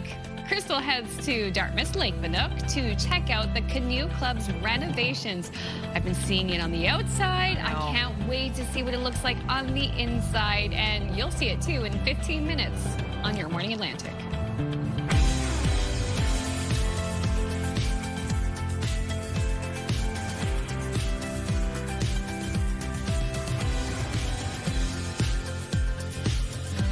Good morning, Atlantic Canada. Thank you so much for joining us on this Wednesday. We are midweek, June 3rd. Can you believe it? Yes. Hardly. Yes. Yeah, thank you. I'm like, it's surprising. We're in June already. I know. Approaching the summer season. I know. I know. I was out running errands last night with my son, and I was thinking, okay, we've got birthdays in June, we have graduations in June, we have Father's Day in June, and we have teacher gifts for the end of the school year. Yes, so lots I was coming up. Checking a lot off the list, like cards that we need. Spent like $50 in just cards last night. Yeah. Because there's so much to mark this month, but I want to get it started now before it's too late. Amanda, you didn't make the cards? The son will. Okay. He's going to make some special ones. Don't you worry. All right. It's cute. It's cuter when it comes from him. Oh, it is, believe me. All right, well, we're going to talk about the weather. In terms of starting off your day, it's chilly outside. Yeah. I found it chilly this morning, but I bet that's going to change with how sunny it is. It is. We are going to see a warm up. Warmer air is arriving, moving through the region, helping to warm our daytime highs up. Above seasonal today, it is a bit of a cloudy start to the day, as you can see from our live eye at the Armdale roundabout. 4 degrees still holding right now in Halifax. Temperatures will rise, though. We will be seeing 20s and mid-20s heading our way. As of right now, 5 degrees starting off your day in Charlottetown, 9 in Fredericton, 10 degrees over in Cartwright, and 8 degrees in Gander. Here's a look at the UV index. Keep in mind sun safety as sunshine returns across the region, now tracking high across all 3 maritime provinces. Newfoundland and Labrador also seeing the UV index climb to high throughout your day today. Still holding on to a bit of precipitation for parts of Labrador early this morning. A chance of showers will remain for parts of the province. Other than that, though, lots of sunshine as clouds continue to clear out this afternoon. And in terms of our wind forecast, going to remain quite light throughout the day today for all 3 maritime provinces. 13 kilometers per hour right now in Halifax, with 11 in Yarmouth and Grand Manan. No wind gusts to report at this time. We'll take one last look at your long-range forecast just ahead, but first, one last look at your local news with Amanda. A provincial funding freeze is being blamed for shutting down a number of public libraries in Nova Scotia's Annapolis Valley. Library users in Kentville gathered outside of PCMLA John Lohr's office on Tuesday to protest the potential closing of 5 libraries. Hansport, Kentville, Port Williams and Middleton are slated to close, while village officials in Lawrencetown have pledged to keep that location open. The closures of the others are a big blow to the communities. We're very disappointed. I mean, libraries mean a lot to the area, and currently we don't understand the logic for why these ones are closing. When libraries lend their books, get money, a small commission from the Canada Council for the Arts. Those of us who are struggling to make ends meet as authors actually benefit from the library loans. Provincial funding for libraries comes from the Department of Communities, Culture, Tourism and Heritage. CTV News reached out to them for comment, but did not receive a response by deadline. In New Brunswick, a former Travel Inn is becoming a transitional housing project. 14 units in the former Go Motel will be managed by the United Way. The province purchased and renovated the 2-story building for just under $800,000. The housing minister acknowledges Moncton needs this kind of facility more than any other community, given the severity of the housing crisis in the city. This is people coming directly out of a tent, directly out of a shelter, into permanent in-community housing. Moncton is the community that most acutely faced by homelessness and all the challenges that come along with that, and we're making sure that we make priority of building new in-community supported housing units here. Numbers show 519 people were homeless in Moncton last month. Nearly 2 months after a tanker rolled on a New Brunswick highway, crews are still cleaning up the aftermath of tens of thousands of liters of spilled fuel. Perio Engineering has so far removed 2,000 metric tons of soil, and they've established clean walls, which means areas around their excavation where they haven't detected certain levels of these volatiles. In early April, a double fuel tanker rolled over on Highway 1 in Newidgewok, resulting in around 36,000 liters of spilled fuel. One eastbound lane remains closed as crews continue to remove contaminated soil from the area. Monitoring wells have been installed on site, while booms and other mitigation efforts have been put in place in the short term to keep the spill from spreading. An Environment Department spokesperson says regular sampling is happening. No timeline was given for when remediation will wrap up. As for the crash itself, it is still under investigation. 9 Christmases ago, the man you're about to meet pledged a special present to give to his mom: unlimited lunch dates. Now, 100 meals later, the tradition is still going strong. CTV's Mike Lamb has their story.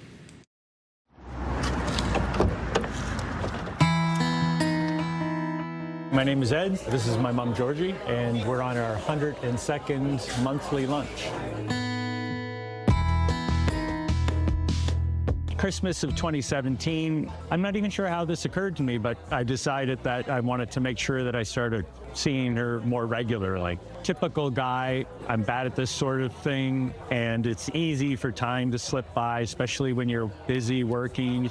And then all of a sudden you realize that it's been a couple of months since we've seen each other. So I wanted to make sure that didn't happen anymore.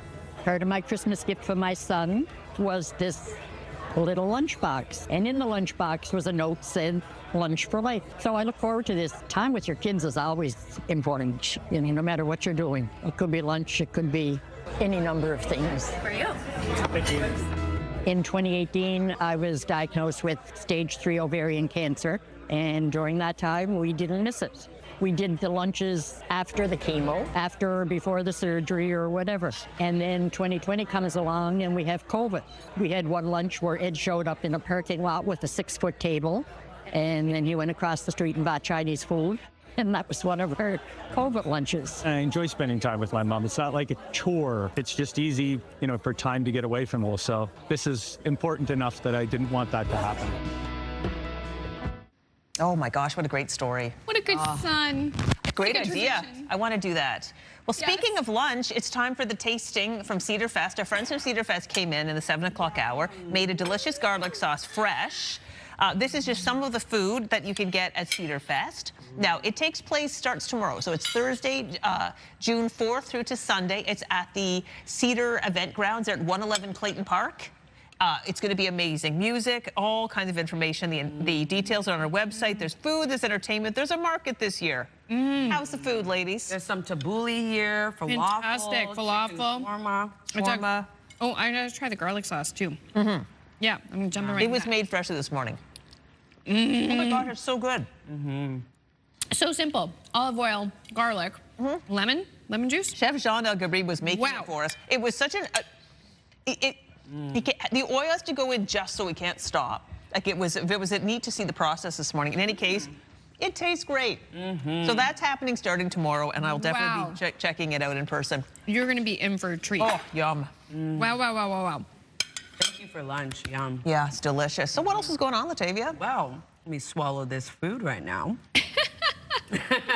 The Living Roots Music Festival is heading to Fredericton. From today until June 7th, you can come out and enjoy a multi-venue, multi-genre festival with 15 stages and over 70 acts ready to perform. To learn more, head over to the festival's Facebook page. And get ready for a blast from the past. Dancing While the World Shifts is a concert celebrating music from the 80s. The Charlottetown Rural Senior High School will take the stage for their class's final concert Friday, June 5th at 6:30 p.m. at the PEI Brewing Company. And the 32nd Annual Fishing Derby is returning in Westchester this weekend. The Westchester Fire Department welcomes all to come out and enjoy the festivities Saturday, June 6th at Isaacs Lake from 7 a.m. until 5 p.m. There will be lots of prizes to be won, boats welcome, and a canteen available. For more information, you can contact Justin at the phone number on your screen. And if you have an upcoming event, send us the details. We'd love to promote it. Your Morning Atlantic at ctv.ca. All right, we're going to keep snacking away. Also during the break, or after the break, a new look for Bannock. Dartmouth Bannock Canoe Club just got a really big renovation. We're going to check out the new and improved space. Really looking forward to this. That's on the other side of this break. Please stick around. Hey, this is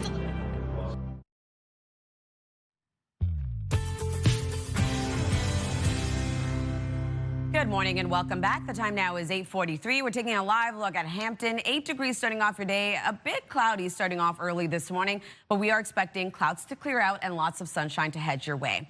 Weather is brought to you by Cummins Trusted Home Standby Generators. We are seeing a cool start to the day. Temperatures expected to rise way above seasonal for much of those daytime highs. As of right now, leaving home, it's 5 degrees in Halifax, as well as into Charlottetown. 9 degrees starting off your day in Fredericton, 11 over in Labrador City, and 8 degrees into St. John's, Newfoundland. Holding on to a bit of active weather across parts of Labrador. Looking at a chance of showers starting off your day will continue into the afternoon, but for much of the Maritime region into Newfoundland, we are going to see lots of sunshine as clouds continue to clear out into the afternoon. Daytime highs are going to warm up as well. UV index remains high across Atlantic Canada, so keep sun safety and hydration in mind over the next couple of days as temperatures continue to rise, even in our Thursday forecast.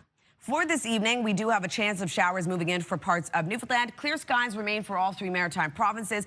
That takes us into Thursday's forecast. Lots of sunshine and another warm up heading our way. If you're wondering about precipitation totals, we are going to see around 2 to 5 millimeters for Happy Valley Goose Bay. Other than that, temperatures rising across New Brunswick today. Daytime highs will range from 16 to 27, being the warmest into Edmundston and Woodstock. A mix of sun and clouds starts off the day for the central and northern region of the province. For the southern region, mainly cloudy start to your day. Clouds will clear across the province, leaving lots of sunshine this afternoon. For Prince Edward Island, highs between 11 to 18 degrees. Looking at sunny skies this afternoon as clouds continue to clear out.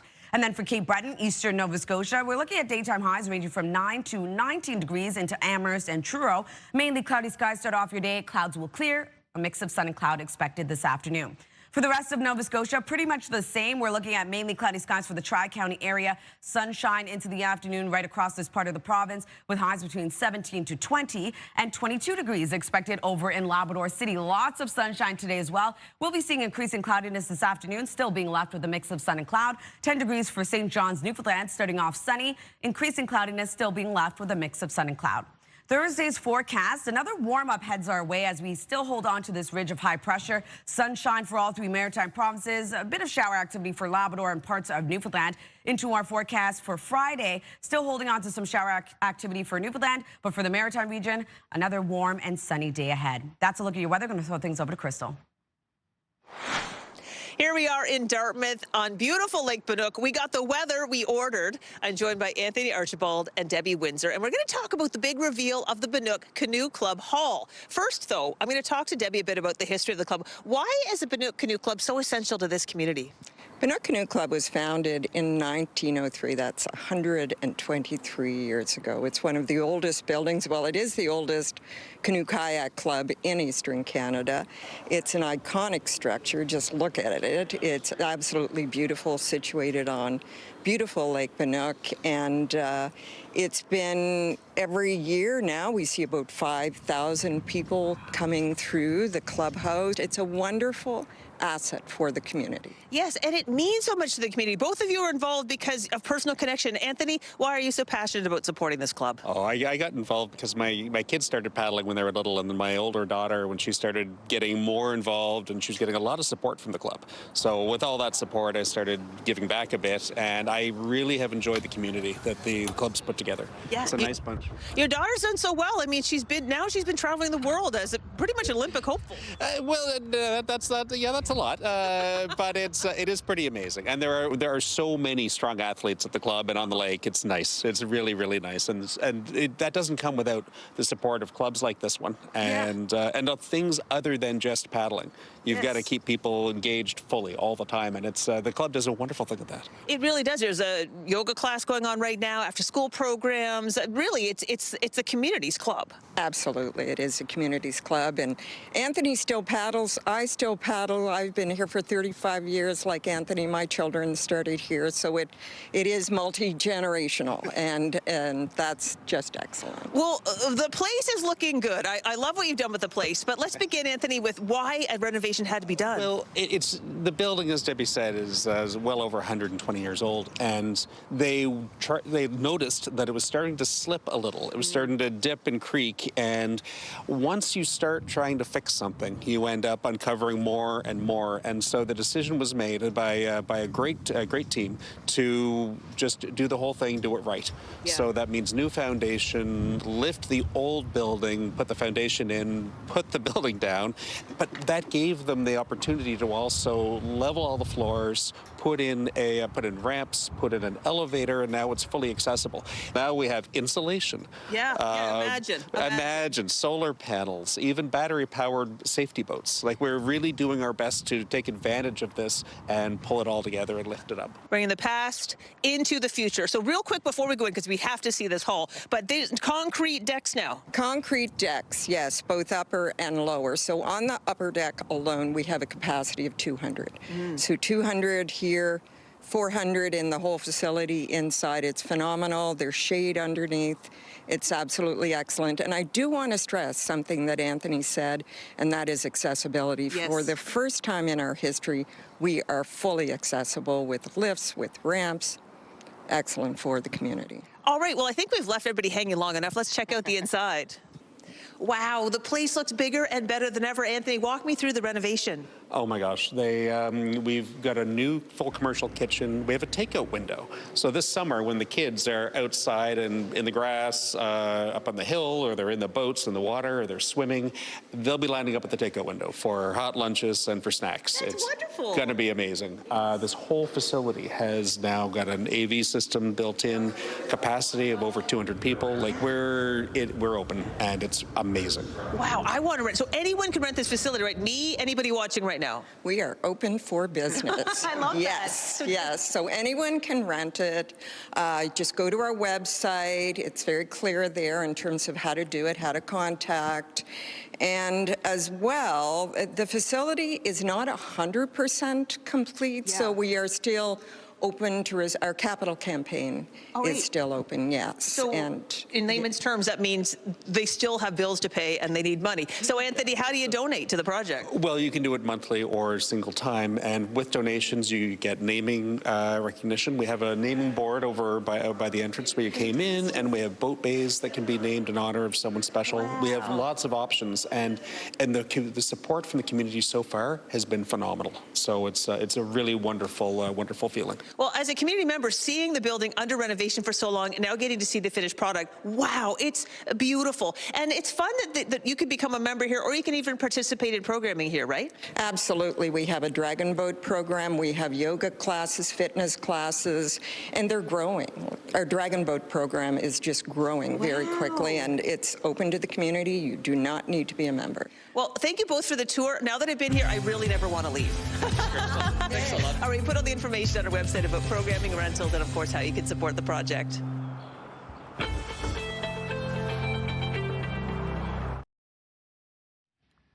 Welcome back. We're going to share the answers to the Move More. I know it was fitting because I was like, my back, and I'm stretching. I know. I've just finished my entire plate of food. Oh, that shawarma is the best I've ever had in my life. It's really oh my gosh! Wow. Incredible. Cedar Fest. Taste it for yourself. Starting tomorrow through Sunday at the Cedar Events Place, 111 Clayton Park. Okay. Okay. Now we're ready. I stretched. We're ready to dive. Okay, good. You got to do a warm-up sometimes as you age before you exercise. We were talking about when was your, I'm getting old moment. Karen from Dartmouth, I realize I'm old when I think of when I was a child. We had to go to the TV and turn the knob to change the channel or to turn up the volume, or when a test pattern came on the screen and the TV went off at midnight. Wow, I'm old. She says 72. Oh my gosh, 72 is still young. Denise says, when you're online filling out a questionnaire, this happened to me the other day, and they ask for your date of birth with one of those rolling date wheels, I have to scroll back so far for the year. I always think find it so insulting. Feel I'm like on The Price is Right. Yeah. Yeah, keep going. Nancy from Paradise, a sign that I'm getting older would be when I'm cleaning underneath the sink and I wonder to myself, what else can I do down here before I have to get back up? Yeah. That's hilarious, That's so fair. I love that one. Cecile, every morning when I get out of bed, I have to roll off the edge and then slowly stand up. I look like a beached whale. Oh my gosh. Cecile, that's hilarious. Sure oh my gosh, you're hilarious. But I know how you feel. Yeah. Colleen, getting down with the grandkids on the floor, then trying to get up. My grandchildren say, Grammy, let me help you. Let me help you up. I'll look after you. Oh, you raised those really kids right. Cute. That's lovely. You're offering to help. Beth, when I needed to get a weekly pill organizer. Oh, wow. Yeah, I'm almost there. Getting there. Cheryl from Quispam says, the day you start getting called ma'am at most businesses. Oh, my gosh. That's devastating. It's happened to me a few times. I'm like, oh, I know. dare thee. If a person calls me miss, it's like automatic excellent tip. It's just a tip out there for all you people who you work like in getting shops. called miss? Yeah. Call me miss. We're best friends.